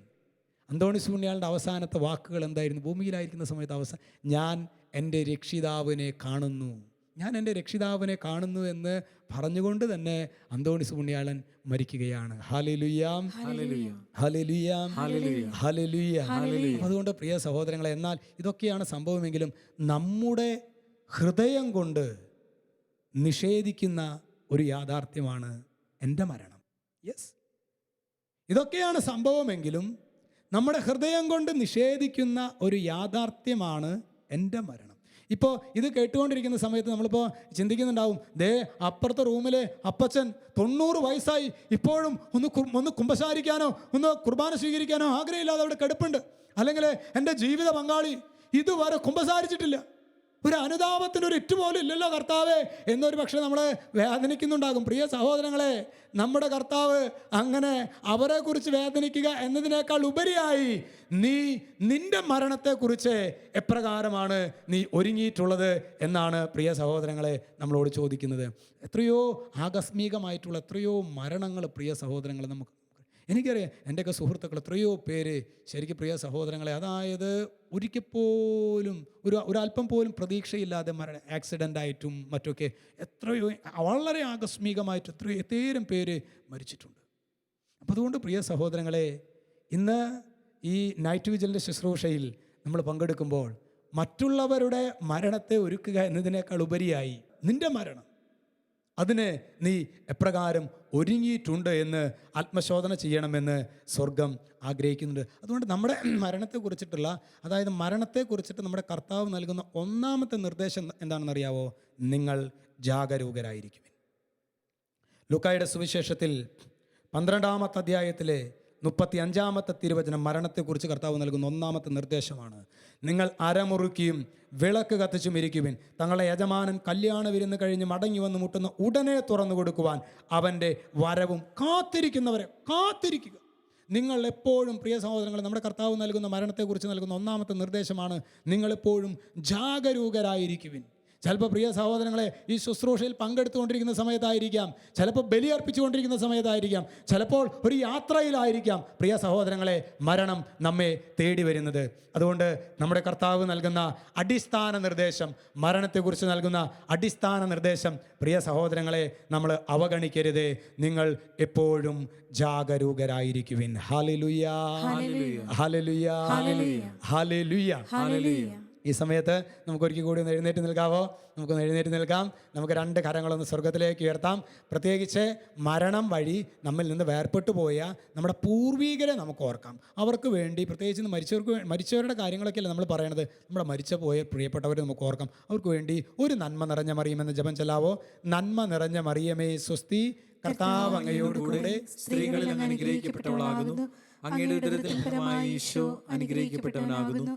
പരിശുദ്ധ മറിയമേ തമ്പുരാന്റെ അമ്മേ, പാപികളായ ഞങ്ങൾക്ക് വേണ്ടി ഇപ്പോഴും ഞങ്ങളുടെ മരണസമയത്തും തമ്പുരാനോട് അപേക്ഷിക്കണമേ. ആമേൻ, ആമേൻ, ആമേൻ. Praise the lord, praise the lord. Please be seated. സഹോദരങ്ങളെ, മരണത്തെക്കുറിച്ച് നമ്മുടെ കർത്താവ് നൽകുന്ന രണ്ടാമത്തെ നിർദ്ദേശം, മരണത്തിന് അപ്പുറത്തുള്ള ജീവിതത്തിന് വേണ്ടി, മരണത്തിന് ഇപ്പുറത്ത് ഈ ലോകത്തിലായിരിക്കുമ്പോൾ നാം നിക്ഷേപങ്ങൾ കരുതി വയ്ക്കണം. അതാണ് ലൂക്ക 12:33. ഒടുങ്ങാത്ത നിക്ഷേപം സ്വർഗത്തിൽ സംഭരിക്കും. നമ്മൾ ഇവിടെ തന്നെ ആയിരിക്കുമ്പോൾ, നമ്മൾ അവിടത്തേക്ക് വേണ്ടി ഇവിടെ ആയിരിക്കുന്ന സമയത്ത് പ്രിയ സഹോദരങ്ങളെ നമ്മൾ നിക്ഷേപം കരുതി. മരണത്തിനപ്പുറത്തുള്ള ജീവിതത്തിന് വേണ്ടി ഇവിടെ ആയിരിക്കുമ്പോൾ തന്നെ നമ്മൾ അവിടത്തേക്കുള്ള നിക്ഷേപങ്ങൾ നമ്മൾ കരുതി വെക്കണം. Hallelujah, hallelujah. നമ്മൾ ശരിക്കും നോക്കേണ്ടത് പ്രിയ സഹോദരങ്ങളെ, ഞാൻ എന്തെങ്കിലും സ്വർഗത്തിനായിട്ട്, പ്രിയ സഹോദരങ്ങളെ, ഇവിടേക്ക് ഒരുപാട് നിക്ഷേപങ്ങൾ നമ്മൾ കരുതി വെച്ചിട്ടുണ്ടായിരിക്കും. എന്നാൽ സ്വർഗത്തിനായിട്ട് ഞാൻ എന്തെങ്കിലും നിക്ഷേപം കരുതിയിട്ടുണ്ടോ? എൻ്റെ മക്കൾ സ്വർഗത്തിന് വേണ്ടി അധ്വാനിക്കണം, സ്വർഗത്തിന് വേണ്ടി നിക്ഷേപങ്ങൾ എൻ്റെ മക്കൾ എന്തെങ്കിലും കരുതിയിട്ടുണ്ടോ? ഒന്ന് ആത്മശോധന ചെയ്യാനായിട്ട് കർത്താവ് കർശനമായിട്ട് പ്രിയ സഹോദരങ്ങളെ ഈ രാത്രി നമുക്ക് നിർദ്ദേശം നൽകുന്നുണ്ട്. Hallelujah, hallelujah. നമ്മൾ അതിനെക്കുറിച്ച് നമ്മൾ ശരിക്ക് ഞാൻ സ്വർഗത്തിനായിട്ട് എന്തെങ്കിലും നിക്ഷേപങ്ങൾ കരുതി വെച്ചിട്ടുണ്ടോ എന്ന് ആഴമായിട്ട് നിങ്ങളൊരു പഠനം നടത്തേണ്ട കാര്യമില്ല. ഒറ്റ കാര്യം ചിന്തിച്ചാൽ മതി. ഞാൻ ഒറ്റയ്ക്കായിരിക്കുന്ന സമയത്ത് എൻ്റെ ചിന്ത എന്തിനെക്കുറിച്ചാണ്? ഞാൻ ഒറ്റയ്ക്കായിരിക്കുന്ന സമയത്ത് എനിക്ക് ആകെ കൂടിയുള്ളൊരു ചിന്ത, എനിക്ക് 10 കാശ് എങ്ങനെ ഉണ്ടാക്കാം? ഞാൻ ഒറ്റയ്ക്കായിരിക്കുന്ന സമയത്ത് എനിക്ക് ലോകത്തിൻ്റെ ഇമ്പങ്ങൾ, പല വിധത്തിലുള്ള ഇമ്പങ്ങളുണ്ട്, അതിലെനിക്ക് എങ്ങനെ ആർമാദിക്കാം? അതാണ് ലോകവുമായിട്ട് താതാത്മ്യപ്പെടുക എന്നത് മാത്രമാണ് എൻ്റെ ഇമ്പമെങ്കിൽ പ്രിയ സഹോദരങ്ങളെ, ആ കഷ്ടം എന്നാണ് നിന്നെക്കുറിച്ച് കർത്താവ് പറയുക. ആ കഷ്ടം. ഇത് പറയുമ്പോൾ അച്ഛനെ എൻ്റെ ഉള്ളിൽ എനിക്ക് നിങ്ങളുമായിട്ട് പങ്കുവയ്ക്കാൻ, നമ്മുടെ അന്തോണീസ് പുണ്യാളൻ്റെ ഒരു കാര്യമാണ് എനിക്ക് നിങ്ങളായിട്ട് പങ്കുവയ്ക്കാൻ ആഗ്രഹം. നമുക്കറിയാം, സാധാരണ രീതിയിൽ ഒരു വ്യക്തി മരിച്ചു കഴിഞ്ഞാൽ വർഷങ്ങളെടുത്തിട്ടുള്ള ഒരു പ്രോസസ്സാണ് അല്ലേ അദ്ദേഹം അതിനെ വിശുദ്ധനാക്കി മാറ്റുക എന്നുള്ളത്. ശരിക്കും ഒരുപാട് പഠനങ്ങളും അതുപോലെ തന്നെ അത്ഭുതങ്ങളെ സ്ഥിരീകരിക്കലും കാര്യങ്ങളും അങ്ങനെ ശരിക്കും സഭ കർശനമായിട്ട് നോക്കിയിട്ടാണ് ഒരു വ്യക്തിയെ വിശുദ്ധനാക്കി പറയുക. എന്നാൽ അന്തോണീസ് പുണ്യാളൻ്റെ കാര്യത്തിൽ സഹോദരങ്ങൾ 1 വർഷത്തിനുള്ളിൽ, കാരണം ഭൂമിയിലായിരിക്കുന്ന സമയത്ത് അതുപോലെ പ്രകടമായ വിധത്തിൽ ഈശോയോട് ചേർന്ന് നടന്ന് അത്ഭുതങ്ങളും അടയാളങ്ങളും പ്രവർത്തിച്ച മനുഷ്യനാണ് അന്തോണീസ് പുണ്യാളൻ. അന്തോണീസ് പുണ്യാളൻ ഇറ്റലിയിലായിരുന്ന സമയത്ത് ഒരു കാര്യമാണ്, അതായത് ഒരു വലിയ ധനാഢ്യൻ മരണമടഞ്ഞു. വലിയൊരു ധനാഢ്യനാണ്. അങ്ങനെ ശരിക്കും ഈ മനുഷ്യൻ മരിച്ചു, അദ്ദേഹത്തിൻ്റെ ബെറിയലിൻ്റെ സമയമായി. അപ്പോൾ ഇറ്റലിയിലെ മിലാൻ ദേശത്ത് അങ്ങനെ മൃതസംസ്കാരത്തിൻ്റെ കാര്യങ്ങളൊക്കെ ഒരുക്കി. അങ്ങനെ അന്ന് അന്തോണീസ് കൊച്ചച്ചൻ, അന്ന് പുണ്യാളനല്ല, അന്തോണീസ് കൊച്ചച്ചനാണ് അന്ന് ബെറിയൽ ശുശ്രൂഷയ്ക്ക് വരുന്നത്. അപ്പോൾ അദ്ദേഹത്തിൻ്റെ ബെറിയൽ ശുശ്രൂഷയുടെ സമയത്ത് അദ്ദേഹത്തിൻ്റെ ജീവിത പങ്കാളിയുണ്ട്, അദ്ദേഹത്തിൻ്റെ മക്കളുണ്ട്, ബാച്ച് മേറ്റ്സ് ഉണ്ട്, ബാർ മേറ്റ്സ് ഉണ്ട്, അങ്ങനെ എല്ലാവരും തന്നെ അവിടെയുണ്ട്. അങ്ങനെ എല്ലാവരും ഇരിക്കുന്ന സമയത്താണ് നമ്മുടെ അന്തോണീസ് പുണ്യാളൻ മൃതശരീരത്തിൻ്റെ മുൻപിൽ അന്തോണീസ് പുണ്യാളൻ ഊറാറൊക്കെ അവിടെ ഇട്ട് നിൽക്കുകയാണ്. അങ്ങനെ അന്തോണീസ് പുണ്യാളൻ നോക്കുന്ന സമയത്ത് അന്തോണീസ് പുണ്യാളൻ ഈ മൃതശരീരത്തിലേക്ക് നോക്കിയപ്പോൾ, അന്തോണീസ് പുണ്യാളൻ ജീവിച്ചിരിക്കുമ്പോൾ തന്നെ ശരിക്കും വിശുദ്ധനായ ഒരു മനുഷ്യനാണെന്ന് നമുക്കറിയാമല്ലോ പ്രിയ സഹോദരങ്ങളെ. അന്തോണീസ് പുണ്യാളൻ കാണുന്ന കാഴ്ച എന്താണെന്ന് അറിയാവോ? ഈ മൃതശരീരത്തിന് ചുറ്റും പിശാചുകൾ കിടന്ന് നൃത്തം ചെയ്യുന്നതാണ് അന്തോണീസ് പുണ്യാളൻ കാണുന്നത്. പ്രിയ സഹോദരങ്ങളെ, അത് കണ്ട മാത്രയിൽ തന്നെ അന്തോണീസ് പുണ്യാളൻ പറഞ്ഞു, ദേ ഈ ധനവാൻ നരകത്തിൽ കിടക്കുന്നു, ഈ ധനവാൻ നരകത്തിൽ കിടക്കണം. പ്രിയ സഹോദരങ്ങളെ, ഇത് പറഞ്ഞ മാത്രയിൽ ജനാകെ അസ്വസ്ഥരായി. അതായത് നമ്മളൊന്ന് ചിന്തിച്ച് നോക്കും, നമ്മുടെ അപ്പൻ്റെ മൃതസംസ്കാര ശുശ്രൂഷയ്ക്ക് വന്നിട്ട് അച്ഛൻ ഈ മാതിരി ഒരു കമൻറ്റ് പറഞ്ഞു കഴിഞ്ഞാൽ എന്തായിരിക്കും? പ്രിയ സഹോദരങ്ങളെ, എൻ്റെ ജീവിത പങ്കാളി, എൻ്റെ അപ്പൻ, എൻ്റെ സുഹൃത്ത് നരകത്തിലെ കിടക്കണമെന്ന് പറയാൻ അച്ഛനാരാ? സഹോദരങ്ങളെ, ശരിക്ക് ജനം ഈ അന്തോണീസ് അച്ഛനെതിരെ ആക്രോശിച്ചു തുടങ്ങി. അന്തോണീസ് പുണ്യാളന് ഒരു കുലുക്കുമില്ല. അന്തോണീസ് പുണ്യാളൻ അവിടെ നിന്നു. എന്നിട്ട് പറഞ്ഞു, ഞാൻ ഈ പറയുന്നതിൽ എന്തെങ്കിലും സംശയം നിങ്ങൾക്ക് തോന്നുന്ന പക്ഷം ആ മൃതശരീരത്തിൻ്റെ അടുത്ത് കിടക്കുന്ന പണസഞ്ചി അത് തുറന്നു നോക്കുക. അവിടെ തുടിക്കുന്ന ഒരു ഹൃദയം നിങ്ങൾ കാണും. സഹോദരങ്ങളെ, ശരിക്കും ജനം ആദ്യം അത് ശരി, ഞങ്ങൾ അതിലൊന്നും നോക്കട്ടെ, അതിൽ പ്രത്യേകിച്ച് ഒന്നും ഇല്ലെങ്കിൽ ആദ്യം അപ്പൻ്റെ അടക്ക് പിന്നെ അച്ഛൻ്റെ അടക്ക് എന്ന രീതിയിൽ അവർ ശരിക്കും ആദ്യം, പ്രിയ സഹോദരങ്ങളെ, ആ പണക്കിഴി ഒന്ന് തുറന്നു നോക്കി. പ്രിയ സഹോദരങ്ങളെ, ഇറ്റലിയിലെ മിലാൻ ദേശത്ത് സെക്യുലറിസം കട്ട പിടിച്ചു വാണ കാലത്ത് അനേകം ധനാഢ്യരുടെ മാനസാന്തരത്തിനിടയാക്കിയ ഒരു സംഭവമാണ്. അതായത് ആ തുടിക്കുന്ന ഹൃദയം, ആ പണസഞ്ചിയിൽ സഹോദരങ്ങളെ അവിടെ കാണുകയാണ്.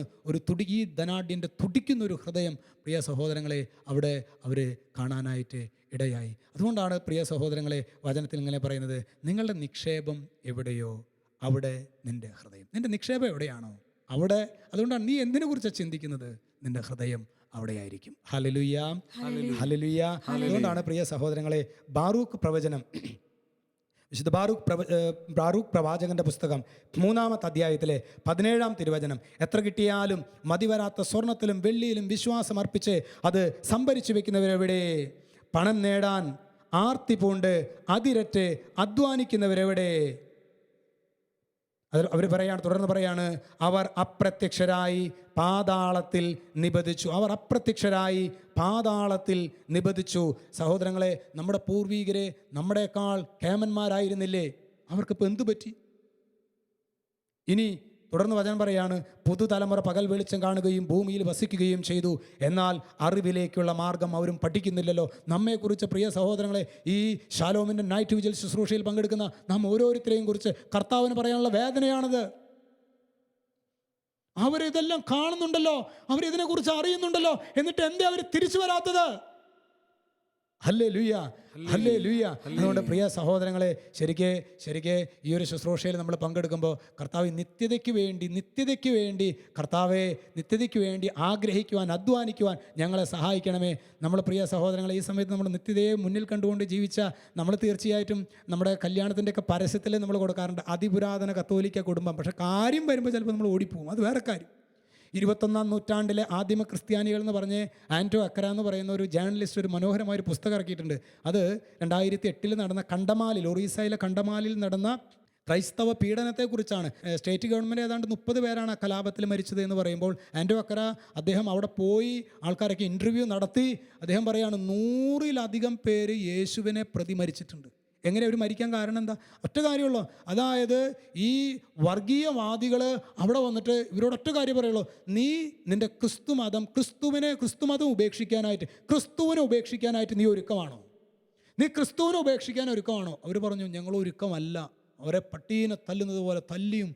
പ്രിയ സഹോദരങ്ങളെ, അങ്ങനെ ശരിക്ക് 100-ലധികം പേരെ ശരിക്ക് ഈശോയ്ക്ക് വേണ്ടി മരണപ്പെട്ടിട്ടുണ്ടെന്നാണ് 21-ാം നൂറ്റാണ്ടിലെ ആദിമ ക്രൈസ്തവർ ആ പുസ്തകത്തിൽ അത് രേഖപ്പെടുത്തിയിട്ടുള്ളത്. ഹല്ലേലൂയ, ഹല്ലേലൂയ. അതുകൊണ്ട് പ്രിയ സഹോദരങ്ങളെ, ശരിക്ക് ഈ ഒന്നും അറിയാത്തവരാണ് ഈ ഒറീസയിലെ മനുഷ്യരെന്ന് പറയുന്നത്. ഈ ക്രൈസ്തവ വിശ്വാസം സ്വീകരിച്ചിട്ട് വളരെ നിസ്സാര വർഷങ്ങൾ. പക്ഷേ പ്രിയ സഹോദരങ്ങളെ, അവർക്കൊരു ബോധ്യം ഉണ്ടായിരുന്നു, തങ്ങൾ യേശു ക്രിസ്തുവിൽ വിശ്വസിക്കുന്നത് ഈ ലോക ജീവിതത്തിന് വേണ്ടിയല്ല. ഈ ലോക ജീവിതത്തിന് വേണ്ടിയാണ് നിങ്ങൾ ക്രിസ്തുവിൽ വിശ്വാസം അർപ്പിക്കുന്നതെങ്കിൽ നിങ്ങളാണ് ഹതഭാഗ്യവാന്മാർ. സഹോദരങ്ങളെ, നമ്മളെക്കുറിച്ച് ഇന്നൊരു പക്ഷേ കേരള സഭയെക്കുറിച്ച് കർത്താവ് വേദനിക്കുന്നുണ്ടാകും. ഈ ലോകത്തിന് വേണ്ടിയാണ് മക്കളെ നിങ്ങൾ ക്രിസ്തുവിൽ പ്രത്യാശ അർപ്പിക്കുന്നതെങ്കിൽ നിങ്ങളാണ് ഹതഭാഗ്യവാന്മാർ. ഒന്നുമില്ലാത്ത മനുഷ്യരെ, പ്രിയ സഹോദരങ്ങളെ, ഇന്നലെ അവർ ക്രിസ്തുവിനെ കുറിച്ച് അറിഞ്ഞുള്ളൂ, പക്ഷേ അവർ മരിക്കാൻ റെഡിയായി. കാരണം എന്താണെന്നറിയാവോ? അവർക്കറിയാം ഇതിനപ്പുറത്ത് ഞങ്ങൾക്ക് നിത്യമായ ഒരു വസതിയുണ്ട്. എൻ്റെ ദേശം ഇവിടെയല്ല, ഇവിടെ ഞാൻ പരദേശവാസിയല്ലോ. ഈ ഒരു ബോധ്യം, പാട്ട് നമുക്കറിയാം, ഇതിൻ്റെ ബോധ്യം അവർക്കും അറിയാം. ഹല്ലേലൂയ, ഹല്ലേലൂയ, ഹല്ലേലൂയ. അതുകൊണ്ട് പ്രിയ സഹോദരങ്ങളെ, നമ്മളിങ്ങനെ ഒരു ഞായറാഴ്ച കടം തീർക്കുന്ന ക്രിസ്ത്യാനികൾ എന്നതിനേക്കാളൊക്കെ ഉപരിയായിട്ട് നമുക്ക് പ്രിയ സഹോദരങ്ങൾ എന്തേരം താലന്ത് കർത്താവ് നൽകിയിട്ടുണ്ട്. മറ്റു സ്ഥലങ്ങളിലുള്ള ക്രൈസ്തവരെ വെച്ച് നോക്കുമ്പോൾ നമ്മുടെ കേരള സഭയിൽ പ്രിയ സഹോദരങ്ങളെ എന്തുമാത്രം താലന്ത് നൽകിയിട്ടുണ്ട്. അതുകൊണ്ട് സധൈര്യം പ്രിയ സഹോദരങ്ങൾ, ഈ ഒരു ക്രിസ്തു അനുഭവം, മരണത്തിനപ്പുറത്തുള്ള ഒരു ജീവിതത്തെ മുന്നിൽ കണ്ടുകൊണ്ടുള്ള ഒരു ക്രിസ്തു അനുഭവത്തിലേക്ക് പ്രിയ സഹോദരങ്ങളെ കർത്താവ് നമ്മളെ നിരന്തരം ക്ഷണിക്കുന്നുണ്ട്. ആ ക്ഷണം നമ്മൾ അവഗണിക്കരുത്, ആ ക്ഷണത്തെ നമ്മൾ നിഷേധിക്കരുത്. ഹല്ലേലൂയ, ഹല്ലേലൂയ. അതുകൊണ്ട് സഹോദരങ്ങളെ, ശരിക്ക് മരിക്കാൻ ഭയമില്ലാത്ത വിധം ജീവിക്കുന്നതാണ് യഥാർത്ഥ ജീവിതം. ഇത് ഞാൻ പറഞ്ഞതല്ല, അമ്മത്രേസ്യ, അതായത് വലിയൊരു മിസ്റ്റിക്കാണ് അമ്മത്രേസ്യ. അമ്മത്രേസ്യ പറയാണ് മരിക്കാൻ ഭയമില്ലാത്ത വിധം ജീവിക്കുന്നതാണ് യഥാർത്ഥ ജീവിതം. ജോൺ മരിയ വിയാനി വൈദികരുടെ മധ്യസ്ഥനാണ്. അദ്ദേഹം പറയാണ്, നിലത്ത് വീണാൽ ചിതറിപ്പോകുന്ന ജലത്തുള്ളി പോലെയാണ് മനുഷ്യജീവിതം. നിലത്ത് വീണാൽ ചിതറിപ്പോകുന്ന ജലത്തുള്ളി പോലെയാണ് മനുഷ്യജീവിതം. പ്രിയ സഹോദരങ്ങളെ, ശരിക്ക് ഈ ഒരു ജീവിതത്തിന് വേണ്ടിയാണ്, ഈ ഒരു ക്ഷണിക ജീവിതത്തിന് വേണ്ടിയാണ് പ്രിയ സഹോദരങ്ങളുടെ മുഴുവൻ ശ്രദ്ധ, മുഴുവൻ സമ്പത്ത് നമ്മൾ സ്വരുക്കൂട്ടുന്നത് ഈ ഒരു ജീവിതത്തിന് വേണ്ടിയാണ്. ഞാൻ നിങ്ങളോട് ചോദിക്കട്ടെ, എൻ്റെ ഈ ഒരു ജീവിതം പ്രിയ ഇതൊരു 50 വർഷത്തേക്ക് ബലിഷ്ഠമായിട്ട് പണിയപ്പെട്ടതാണെന്ന് ആർക്കെങ്കിലും പറയാൻ പറ്റുമോ? പോട്ടെ, എന്നെ ശ്രവിക്കുന്ന പ്രിയ സഹോദരങ്ങളെ, നമ്മൾ വീടുകളിലിരിക്കുമ്പോൾ, അതായത് ഇത് എന്തായാലും ഒരു 10 വർഷത്തേക്ക് ഇത് ബലിഷ്ഠമായിട്ട് പണിയപ്പെട്ടതാണ് പറയാൻ പറ്റൂ. പോട്ടെ, 1 വർഷം. സഹോദരങ്ങളെ, സുബോധമുണ്ടെങ്കിൽ നേരത്തിന് നേരം നാളെ, അതായത് നാളെ ഈ സമയം എനിക്ക് കാണാൻ പറ്റും എന്ന് സുബോധം ഉണ്ടെങ്കിലേ നമുക്ക് പറയാൻ പറ്റൂ. അപ്പോൾ അത്രയും അസ്ഥിരമാണ് ഈ ജീവിതമെങ്കിൽ ഈ ജീവിതത്തിന് വേണ്ടിയാണോ പ്രിയ സഹോദരങ്ങളെ നമ്മുടെ മുഴുവൻ ശ്രദ്ധയും സമ്പത്തും അതിൻ്റെ സ്വാധീനങ്ങളും സമയവും നമ്മൾ കൊടുക്കേണ്ടത്? ഹല്ലേലൂയ, ഹല്ലേലൂയ, ഹല്ലേലൂയ. ശരിക്ക് സിറോ മലബാർ സഭയുടെ മൃതസംസ്കാര ശുശ്രൂഷയിലെ അതിലെ ഇതെല്ലാം അർത്ഥമാക്കുന്ന ഒരു പാട്ട്, അസ്ഥിരമല്ലോ ഭുവനവും അതിലെ ജഡികാശകളും നീർപ്പോളകൾ പോലെല്ലാം എല്ലാം മാഞ്ഞടിയുന്നു. ഈ ലോകത്തിലെ നമ്മുടെ ജീവിതത്തെ കുറിച്ചിട്ട് പറയണത് ഈ വെള്ളത്തിലെ പോള കുമിളകൾ, അതിൻ്റെ ആയുസ് ഏതാനും നിമിഷങ്ങളെ അതിന് ആയുസുള്ളൂ. അതുപോലെയാണ് മനുഷ്യർ. അതുകൊണ്ട് സഹോദരങ്ങളെ, സഭാപ്രസംഗൻ്റെ പുസ്തകത്തിലെ 11-ാമത്തെ അധ്യായം, വൃക്ഷം വടക്കോട്ട് വീണാലും തെക്കോട്ട് വീണാലും വീണടത്ത് തന്നെ കിടക്കും, മരണശേഷം ആർക്കും ഒരു യോഗ്യതയും നേടാൻ സാധ്യമല്ല. അതുകൊണ്ട് നമ്മുടെ കർത്താവ് മരണത്തെക്കുറിച്ച് നൽകുമ്പോൾ 1-ാമത്തെ നിർദ്ദേശം, നിങ്ങളെപ്പോഴും ജാഗരൂകരായിരിക്കുവിൻ. നമ്പർ 2, 2-ാമത്തെ നിർദ്ദേശം, മരണത്തിന് അപ്പുറത്തുള്ള ജീവിതത്തിന് വേണ്ടി മരണത്തിന് ഇപ്പുറത്ത് ആയിരിക്കുമ്പോൾ തന്നെ നാം നിക്ഷേപങ്ങൾ കരുതി വെക്കണം. Hallelujah, hallelujah. നമുക്ക് 2 കരങ്ങളൊന്ന് ഉയർത്തി സ്വതന്ത്രമായിട്ട് സ്തുതിക്കാവോ? ഹല്ലേലൂയ, ഹല്ലേലൂയ, ഹല്ലേലൂയ. അപ്പോൾ കർത്താവേ, മരണാനന്തര ജീവിതത്തെക്കുറിച്ച് ധ്യാനിക്കുവാൻ, മരണാനന്തര ജീവിതത്തെക്കുറിച്ച് കർത്താവെ പ്രാർത്ഥിക്കുവാൻ, അതിനെക്കുറിച്ച് വെളിപ്പെടുത്തലുകൾ ഞങ്ങൾക്ക് നൽകുവാൻ കർത്താവേ ഇങ്ങയുടെ പരിശുദ്ധാത്മാവിനെ ഞങ്ങളിലേക്ക് അയക്കണമേ. ഹല്ലേലൂയ, ഹല്ലേലൂയ, ഹല്ലേലൂയ, ഹല്ലേലൂയ, ഹല്ലേലൂയ. യേശുവിൻ്റെ നാമത്തിൽ ഞങ്ങൾ പ്രാർത്ഥിക്കുന്നു. ആമേൻ. പ്രിയ സഹോദരങ്ങളെ, നമുക്ക് സമയം അല്പം വൈകിട്ടുള്ളത് കൊണ്ട് ഇനി വിധി, സ്വർഗം, നരകം, അത് ഒരു അവിയൽ പരുവത്തിൽ വളരെ പെട്ടെന്ന് അച്ഛൻ അത് പറയാൻ പോവാണ്. അതിന് മുന്നോടിയായിട്ട് അച്ഛൻ അച്ഛൻ്റെ ഒരു അനുഭവം, അച്ഛനായിട്ട് ഉണ്ടായ ഒരു അനുഭവം നിങ്ങളുമായിട്ട് പങ്കുവയ്ക്കാൻ ആഗ്രഹമുണ്ട്. അച്ഛൻ കുണ്ടുകാട് എന്ന് പറഞ്ഞ പള്ളിയിലായിരിക്കുന്ന സമയത്ത് അവിടെ ഒരു 3-3:30 സമയത്ത് ഒരു ഈവനിങ് ആഫ്റ്റർനൂൺ, ആ സമയത്ത് ഒരു 3:30 സമയത്ത് സഹോദരങ്ങൾ ഒരു അമ്മച്ചി അച്ഛനെ കാണാൻ 10-65 വയസ്സൊക്കെ ഉണ്ടായിരിക്കും. ആ അമ്മച്ചി ശരിക്ക് വന്ന് വലിയ വേദനയോട് കൂടിയിട്ടാണ്. കാരണം മദ്യപാനിയായ ഭർത്താവ്, 3 മക്കൾ, അവർ അതിനേക്കാൾ മോശം. അങ്ങനെ ശരിക്ക് അങ്ങനെ സങ്കടപ്പെട്ട് ഈ അമ്മച്ചി ഇവരെല്ലാം പ്രാഗാണ്. ജീവിത പങ്കാളി അയാളെ കല്യാണം കഴിച്ച് അന്ന് തുടങ്ങിയതാണ്. മക്കൾ വന്നപ്പോൾ മക്കൾ ആശ്വാസമാവുന്ന അതിനേക്കാൾ മോശമാണ് മക്കളെന്ന് പറഞ്ഞ് ശരിക്കും പ്രാഗ സഹോദരങ്ങളെ, ജീവിത പങ്കാളി 3 മക്കളെയും. അപ്പം ഞാൻ കുറച്ച് കഴിഞ്ഞപ്പോൾ ഞാൻ പറഞ്ഞു, അമ്മച്ചി അവർ ഈശോയെ അറിയാത്തത് കൊണ്ടൊക്കെ അല്ലേ അവർ ഇങ്ങനെയൊക്കെ ജീവിക്കണത്, സാരല്ലേ അമ്മച്ചി അവർക്ക് വേണ്ടിയൊക്കെ പ്രാർത്ഥിക്കുന്നൊക്കെ ഞാനൊന്ന് തണുപ്പിക്കാൻ ശ്രമിച്ചപ്പോൾ ശരിക്കും അമ്മച്ചി പിന്നെ എൻ്റെ മേക്കേട്ടൊക്കെ അമ്മച്ചി പറയാണ്, അച്ഛ ഒരു കാര്യം ഞാൻ പറഞ്ഞേക്കാം, എനിക്ക് അധികം വന്നാണ്ടല്ലോ, എനിക്ക് ഒരു കഷ്ണം കയറ് മതി എൻ്റെ ജീവിതം അവസാനിപ്പിക്കാനായിട്ട്. ഒരു കഷ്ണം കയറ്, പിന്നെയാണ് എനിക്കത് പാരച്ചൂട്ടിൽ ഇറങ്ങുന്ന സംഭവമാണെന്ന് മനസ്സിലായത്. അതായത് ഈ അമ്മച്ചി പറയണം ആത്മഹത്യ ചെയ്യാം. അവിടെ നിന്ന് ഇറങ്ങിപ്പോയി പുള്ളി. എനിക്കാണെങ്കിൽ പ്രിയ സഹോദരങ്ങൾ ഒരു ഭയങ്കര വിഷമമായി. കാരണം ആത്മഹത്യ ചെയ്യാന്നല്ലേ പറയുന്നത്. ശരിക്ക് ജീവൻ നൽകിയ കർത്താവിന് മാത്രമല്ല ജീവൻ എടുക്കാനുള്ള ഒരു അവകാശമുള്ളൂ. ശരിക്കും എന്തേലും വലിയ എനിക്ക് ഭയങ്കര അസ്വസ്ഥതയാണ് സഹോദരങ്ങളെ. സാധാരണ രീതിയിൽ എനിക്ക് ഒരു അസ്വസ്ഥത വന്നു കഴിഞ്ഞാൽ സാധാരണ രീതിയിൽ വേറെ മനുഷ്യന്മാരുടെ അടുത്ത് കണ്ട മനുഷ്യരിങ്ങ് അങ്ങനെ പോകാറില്ല. എനിക്കൊരു വേദന വന്നു കഴിഞ്ഞാൽ സാധാരണ ഞാൻ ഈശോയുടെ അടുത്തേക്ക് പോകും. അവിടെ സക്രാരി, അതായത് പരിശുദ്ധ കുർബാനയുള്ള, ഞാൻ വികാരിച്ചനായതുകൊണ്ട് അവിടെ സക്രാരി ദേവാലയമുണ്ട്, സക്രാരി ഉണ്ട്, ഈശോ ഉണ്ട്. ഞാൻ വേഗം അവിടെ പോയിരിക്കും. ഏത് മനുഷ്യനോട് നമ്മൾ ഷെയർ ചെയ്യുന്നതിനേക്കാൾ ആശ്വാസം യേശുവിൻ്റെ അടുത്ത് ഷെയർ. ഞാൻ അവിടെ കുറച്ച് നേരം വെറുതെ ഇരുന്നു. എനിക്ക് ഭയങ്കര അസ്വസ്ഥതയായി. പുള്ളി ആത്മഹത്യ ചെയ്യാമെന്ന് ഒരു പക്ഷേ തമാശയ്ക്കാണ് പറഞ്ഞതെങ്കിൽ പോലും, അല്ലെങ്കിൽ അത്ര ഗൗരവമില്ലാതെ ആയിരിക്കാം പറഞ്ഞതെങ്കിൽ പോലും എന്നെ സംബന്ധിച്ച് ഭയങ്കരമായിട്ട് അസ്വസ്ഥപ്പെടുത്തി. ഞാൻ എൻ്റെ സഹോദരങ്ങളെ, ഞാൻ ശരിക്കും അങ്ങനെ പ്രാർത്ഥിക്കുന്ന സമയത്ത് എൻ്റെ മനസ്സിൽ ശരിക്കും ആത്മഹത്യ ചെയ്ത് അല്ലെങ്കിൽ ഒരു വ്യക്തി ശുദ്ധീകരണ സ്ഥലത്തേക്ക് ചെന്ന് കഴിഞ്ഞു കഴിഞ്ഞാൽ ആ വ്യക്തി അനുഭവിക്കുന്ന വേദന എന്താണ് എന്ന് ഞങ്ങളെ സെമിനാരിയിൽ പഠിപ്പിച്ച ഒരു പ്രൊഫസർ എന്നോട് പറഞ്ഞത് അന്ന് എനിക്ക് ഓർമ്മ വന്നു. എന്താണെന്നറിയാവോ? ആ ഒരു ഉദാഹരണം പറയാം. ഉദാഹരണത്തിന് നമ്മുടെ വീട്ടിൻ്റെ മുൻപിൽ ഒരു മാവ് ഉണ്ടെന്ന് വിചാരിക്കുക. അങ്ങനെ മാവ് മാർച്ച് ഏപ്രിൽ മാസമാണ്, നല്ല ചൂടാണ്. അപ്പോൾ നല്ല ചൂട് വന്നപ്പോൾ ഈ മാവിനെ അപ്പുറത്ത് മാറിയിട്ട് ഒരു തണലപ്പുറത്ത് അല്പം നീങ്ങിക്കഴിഞ്ഞ തണലുണ്ട്. ഈ മാവിനെ ഒരു 3 അടി നീങ്ങിയിട്ട് ആ തണലിലേക്ക് നിൽക്കാൻ പറ്റൂ? അങ്ങനെ ഇരിക്കുന്ന സമയത്താണ് ഭയങ്കര ചൂട്. ഇന്നൊരു ഗ്ലാസ് വെള്ളം കുടിക്കണം. ഈ മാവിന് വെള്ളം കുടിക്കാൻ പറ്റുമോ? അങ്ങനെ ഇരിക്കുന്ന സമയത്താണ് അപ്പുറത്തെ വീട്ടിലെ ശിവരാമേട്ടൻ വലിയൊരു മഴു പിടിച്ചു വരുവാണ്. ഈ മഴു പിടിച്ചിട്ട് ഈ മാവിനെ വെട്ടാൻ വരുവാണ്. അപ്പോൾ ദേ ഇങ്ങനെ കൈ ഓങ്ങി നിൽക്കുകയാണ്, ഇപ്പോൾ വെട്ടും. അയ്യോ ദേ ശിവരാമേട്ടൻ എന്നെ വെട്ടാൻ വരുന്നേ എന്ന് പറഞ്ഞിട്ട് ഓടിപ്പോകാൻ പറ്റുമോ? ഇല്ല. അതായത് എന്താണോ അതിന് അനുവദിക്കപ്പെട്ടത്, അത് നിന്ന് അനുഭവിക്കുകയല്ലാതെ അതിന് വേറൊരു വഴിയില്ല. പ്രിയ സഹോദരങ്ങളെ, ശുദ്ധീകരണ സ്ഥലത്തിലെ യാതനയെക്കുറിച്ച്, അതായത് അവിടെ വേറൊന്നും ചെയ്യാനില്ല. എന്താണോ അനുവദിക്കപ്പെട്ടത് അത് നിന്ന് അനുഭവിക്കുക തന്നെ. അതുകൊണ്ടാണ് സഹോദരങ്ങളെ, ശുദ്ധീകരണ സ്ഥലത്തിലെ കഠോര വേദന ശരിക്കും അത്രമാത്രം വലിയ വേദനയാണ്. നിന്തേരം വിശുദ്ധാത്മാക്കൾക്ക് വെളിപ്പെട്ട് കിട്ടിയിട്ടുണ്ട്. അതുകൊണ്ടല്ലേ ഫാത്തിമയിൽ പരിശുദ്ധ അമ്മ പ്രത്യക്ഷപ്പെട്ട് നമുക്ക് ഫാത്തിമ ജപം നൽകിയിട്ടുണ്ട്. നമ്മൾ എല്ലാ ദിവസവും ജപമാല ചെല്ലുമ്പോൾ ഇടയ്ക്കത് തിരുകുന്നുണ്ട്. സുബോധത്തോടെയാണോ ആവോ? ഇങ്ങനെ ഒരു പ്രാർത്ഥന എന്തായാലും നമ്മുടെ ജപമാല പ്രാർത്ഥനയിലുണ്ട്. ഓ എൻ്റെ ഈശോയെ, ഞങ്ങളുടെ പാപങ്ങൾ പൊറുക്കണമേ, നരകാഗ്നിയിൽ നിന്ന് ഞങ്ങളെ രക്ഷിക്കണമേ, എല്ലാ ആത്മാക്കളെയും വിശിഷ്യ അങ്ങേ സഹായം കൂടുതൽ ആവശ്യമുള്ള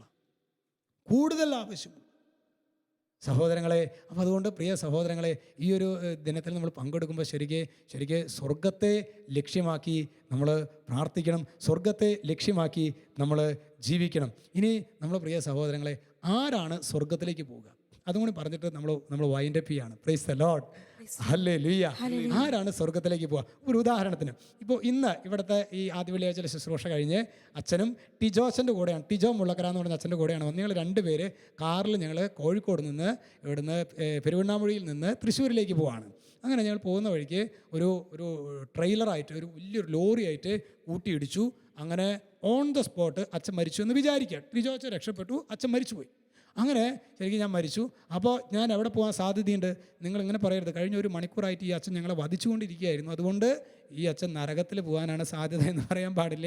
അച്ഛൻ സ്വർഗത്തിൽ പോവുക എന്ന് നിങ്ങൾ വിചാരിക്കുക സഹോദരങ്ങളെ. അപ്പോൾ അച്ഛൻ സ്വർഗത്തിലേക്ക് പോവുകയാണ്. അപ്പോൾ നിങ്ങൾ അയ്യോ ആ നൈറ്റ് വിജിൽ ചെയ്ത അച്ഛനാണ് കേട്ടോ, നല്ല തങ്കപ്പെട്ട അച്ഛനാണ് എന്നൊക്കെ ഒരു പക്ഷേ നിങ്ങൾ പറയുന്നുണ്ടായിരിക്കാം. അപ്പോൾ നിങ്ങൾ എനിക്ക് വേണ്ടി ശക്തമായിട്ട് അന്ന് പ്രാർത്ഥിച്ചു. അതായത് 6-ാം തീയതി, അതായത് വെള്ളിയാഴ്ച ശനിയാഴ്ച കുർബാനയിലൊക്കെ അയ്യോ നമ്മുടെ അച്ഛന് വേണ്ടി പ്രാർത്ഥിക്കാൻ നിങ്ങൾ ശക്തമായിട്ട് പ്രാർത്ഥിച്ചു. എനിക്ക് നിങ്ങളുടെ പ്രാർത്ഥന ആവശ്യമുണ്ടോ? എനിക്ക് നിങ്ങളുടെ പ്രാർത്ഥന ആവശ്യമില്ല. കാരണം ഞാൻ സ്വർഗത്തിലാണ്. ഞാൻ ഉദാഹരണത്തിന് ഞാൻ നരകത്തിലാണ് എന്ന് വിചാരിക്കുക, എനിക്ക് നിങ്ങളുടെ പ്രാർത്ഥന ഉപകരിക്കൂ? എനിക്ക് നിങ്ങളുടെ പ്രാർത്ഥന ഉപകരിക്കില്ല. കാരണം നരകം നിത്യമാണ്. ഞാൻ ശുദ്ധീകരണ സ്ഥലത്തിലാണെങ്കിൽ മാത്രമാണ് എനിക്ക് നിങ്ങളുടെ പ്രാർത്ഥന ഉപകരിക്കുള്ളൂ. ഇനി ഞാൻ നിങ്ങളോട് ചോദിക്കട്ടെ സഹോദരങ്ങളെ, ആരാണ് സ്വർഗത്തിലേക്ക് പോവുക? അത് അച്ഛനല്ലാതെ സഭയുടെ മതബോധന ഗ്രന്ഥത്തിലെ 1023 ഖണ്ഡിക പറയുന്നത് ഇങ്ങനെയാണ്: ദൈവത്തിൻ്റെ കൃപാവരത്തിലും സൗഹൃദത്തിലും മരിക്കുകയും പൂർണ്ണമായി വിശുദ്ധീകരിക്കപ്പെടുകയും ചെയ്യുന്നവർ. ആരാണ്? ദൈവത്തിൻ്റെ കൃപാവരത്തിലും സൗഹൃദത്തിലും മരിക്കുകയും പൂർണ്ണമായിട്ട്, വിശുദ്ധി കൂടാതെ ദൈവത്തെ ദർശിക്കാൻ പറ്റില്ല. പൂർണ്ണമായിട്ട് വിശുദ്ധിയുടെ അത് ക്ലിയർ ആണെങ്കിൽ മാത്രമാണ് ഡയറക്റ്റ് സ്വർഗരാജ്യപ്രവേശനം. ഇനി ആരാണ് നരകത്തിലേക്ക് പോവുക? അത് 1033 ഖണ്ഡിക. നാം ദൈവത്തെ സ്വതന്ത്ര മനസ്സോടെ സ്നേഹിക്കുവാനായി നിശ്ചയിക്കുന്നില്ലെങ്കിൽ നമുക്ക് അവിടുത്തോട് ഐക്യപ്പെടാൻ കഴിയുകയില്ല. കണ്ടോ, നമ്മൾ ശരിക്കും പ്രിയ സഹോദരങ്ങളെ സ്വതന്ത്ര മനസ്സോടെ നമ്മൾ ആഗ്രഹിക്കണം. കർത്താവിന് വേണ്ട കൃപ നിനക്ക് തരും. അത് ഈ നൈറ്റ് വിജിലിൽ നിനക്ക് ഓൾറെഡി നൽകിക്കഴിഞ്ഞു. നീ ആഗ്രഹിക്കണം ഈ നിമിഷം. നാം ദൈവത്തെ സ്വതന്ത്ര മനസ്സോടെ സ്നേഹിക്കാനായി നിശ്ചയിക്കുന്നില്ലെങ്കിൽ നമുക്ക് അവിടത്തോട് ഐക്യപ്പെടാൻ കഴിയുകയില്ല. എന്നിട്ട് പറയാണ്, മനസ്തപിച്ച് ദൈവത്തിൻ്റെ കരുണാർദ്ര സ്നേഹം സ്വീകരിക്കാതെ മാരകപാപത്തിൽ മരിക്കുക എന്നതിൻ്റെ അർത്ഥം നമ്മുടെ സ്വതന്ത്രമായ തീരുമാനപ്രകാരം എന്നേക്കുമായി ദൈവത്തിൽ നിന്ന് വേർപെട്ടു നിൽക്കുക എന്നാണ്. പ്രിയ സഹോദരങ്ങളെ, അതുകൊണ്ട് കർത്താവാണ് നരകത്തിലേക്ക് പറഞ്ഞയച്ചെന്നും ആരും പറയേണ്ട കാര്യമില്ല. സഹോദരങ്ങളെ, നമ്മുടെ സ്വാതന്ത്ര്യം ദുരുപയോഗിക്കുകയാണെങ്കിൽ, കർത്താവിൻ്റെ നിരന്തരം മാനസാന്തരത്തിനുള്ള ക്ഷണത്തെ നമ്മൾ അവഗണിക്കുകയാണെങ്കിൽ, സഹോദരങ്ങളെ, ആ തീരുമാനത്തിന് ഉത്തരവാദി ഞാൻ മാത്രമാണ്. തുടർന്ന് പറയുന്നത്, പ്രിയ സഹോദരങ്ങളെ, 1037 ഖണ്ഡിക, നരകത്തിൽ പോകാൻ ആരെയും ദൈവം മുൻകൂട്ടി നിശ്ചയിക്കുന്നില്ല. കാരണം അതിനെ ദൈവത്തിൽ നിന്ന് മനഃപൂർവ്വമുള്ളൊരു പിന്തിരിയൽ. ഞാൻ നന്നാവില്ല, ഞാൻ വചനം കേൾക്കില്ല, ഞാൻ എൻ്റെ തോന്നിവാസം ചെയ്യും, അതാണ് പറയണത്. നരകത്തിൽ പോകാൻ ആരെയും ദൈവം മുൻകൂട്ടി നിശ്ചയിക്കുന്നില്ല. കാരണം അതിന് ദൈവത്തിൽ നിന്ന് മനഃപൂർവ്വമുള്ളൊരു പിന്തിരിയൽ. അവസാനം വരെ അതിൽ ഉറച്ചു നിൽക്കലും അത്യാവശ്യമാണ്. മനഃപൂർവ്വമുള്ള പിന്തിരിയൽ, അവസാനം വരെ അതിൽ ഉറച്ചു നിൽക്കൽ. അതുകൊണ്ട് പ്രിയ സഹോദരങ്ങളെ, ഇന്ന് നമ്മൾ കർത്താവിൻ്റെ ഈ വചനത്തിൻ്റെ മുൻപിലായിരിക്കുമ്പോൾ, ഈശോ കണ്ണ് കണ്ടിട്ടില്ലാത്തതും കാത് കേട്ടിട്ടില്ലാത്തതും മനുഷ്യഹൃദയം ആസ്വദിച്ചിട്ടില്ലാത്തതുമായ ഒരു സ്വർഗീയ ഭവനം നമുക്കായിട്ട് ഒരുക്കിയിട്ടുണ്ട്, പിതാവ് ഒരുക്കിയിട്ടുണ്ട്. കൊരിന്ത്യർക്ക് എഴുതിയ 2-ാം ലേഖനം 5-ാം അധ്യായം, ഞങ്ങൾ വസിക്കുന്ന ഭൗമിക ഭവനം നശിച്ചു പോകുമെങ്കിലും കരങ്ങളാൽ നിർമ്മിതമല്ലാത്തതും ശാശ്വതവും ദൈവത്തിൽ നിന്നുള്ളതുമായൊരു സ്വർഗീയ ഭവനം ഞങ്ങൾക്കുണ്ട്. വാസ്തവത്തിൽ ഞങ്ങൾ ഇവിടെ നെടുവേർപ്പെടുകയും സ്വർഗീയ വസതി ധരിക്കാൻ വെമ്പൽ കൊള്ളുകയുമാണ്. സഹോദരങ്ങളെ, വാസ്തവത്തിൽ ക്രൈസ്തവ ജീവിതം സ്വർഗത്തെ ലക്ഷ്യമാക്കിക്കൊണ്ടുള്ള ഒരു ജീവിതമാകണം. ഇന്ന് നമ്മുടെ സഹോദരങ്ങളെ, ലോകവും ലോകത്തിൻ്റെ ഇമ്പങ്ങളും സഹോദരങ്ങളെ നമ്മളെ കീഴ്പ്പെടുത്തിയിട്ടുണ്ട് എങ്കിൽ കർത്താവിൻ്റെ സന്നിധിയിൽ നമുക്ക് മാപ്പ് ചോദിക്കാം. ഒരു നിമിഷം നമുക്ക് കണ്ണുകൾ അടയ്ക്കാം, കരങ്ങൾ കൂപ്പാം. കർത്താവേ, ലോകത്തെക്കുറിച്ച് മാത്രമാണ് ഇന്ന് ഞാൻ ചിന്തിക്കുന്നതെങ്കിൽ ആ കഷ്ടം എന്നാണ് സ്വർഗം എന്നെക്കുറിച്ച് പറയുന്നത്. ലോകമാണ് നിന്റെ ആശയെങ്കിൽ ലോകം കടന്നു പോകും, പോയി മറയും. ഇന്നു മരണം നിന്നെ തൊട്ടു വിളിച്ചെന്നാൽ ലോകത്തെ കൈവിട്ട് പോയിടേണം. ലോകമാണ് നിന്റെ ആശയെങ്കിൽ ലോകം കടന്നു പോകും, പോയി മറയും. ഇന്നു മരണം നിന്നെ തൊട്ടു വിളിച്ചെന്നാൽ ലോകത്തെ കൈവിട്ട് പോയിടേണം. യേശു നമ്മെല്ലാവരെയും അനുഗ്രഹിക്കട്ടെ.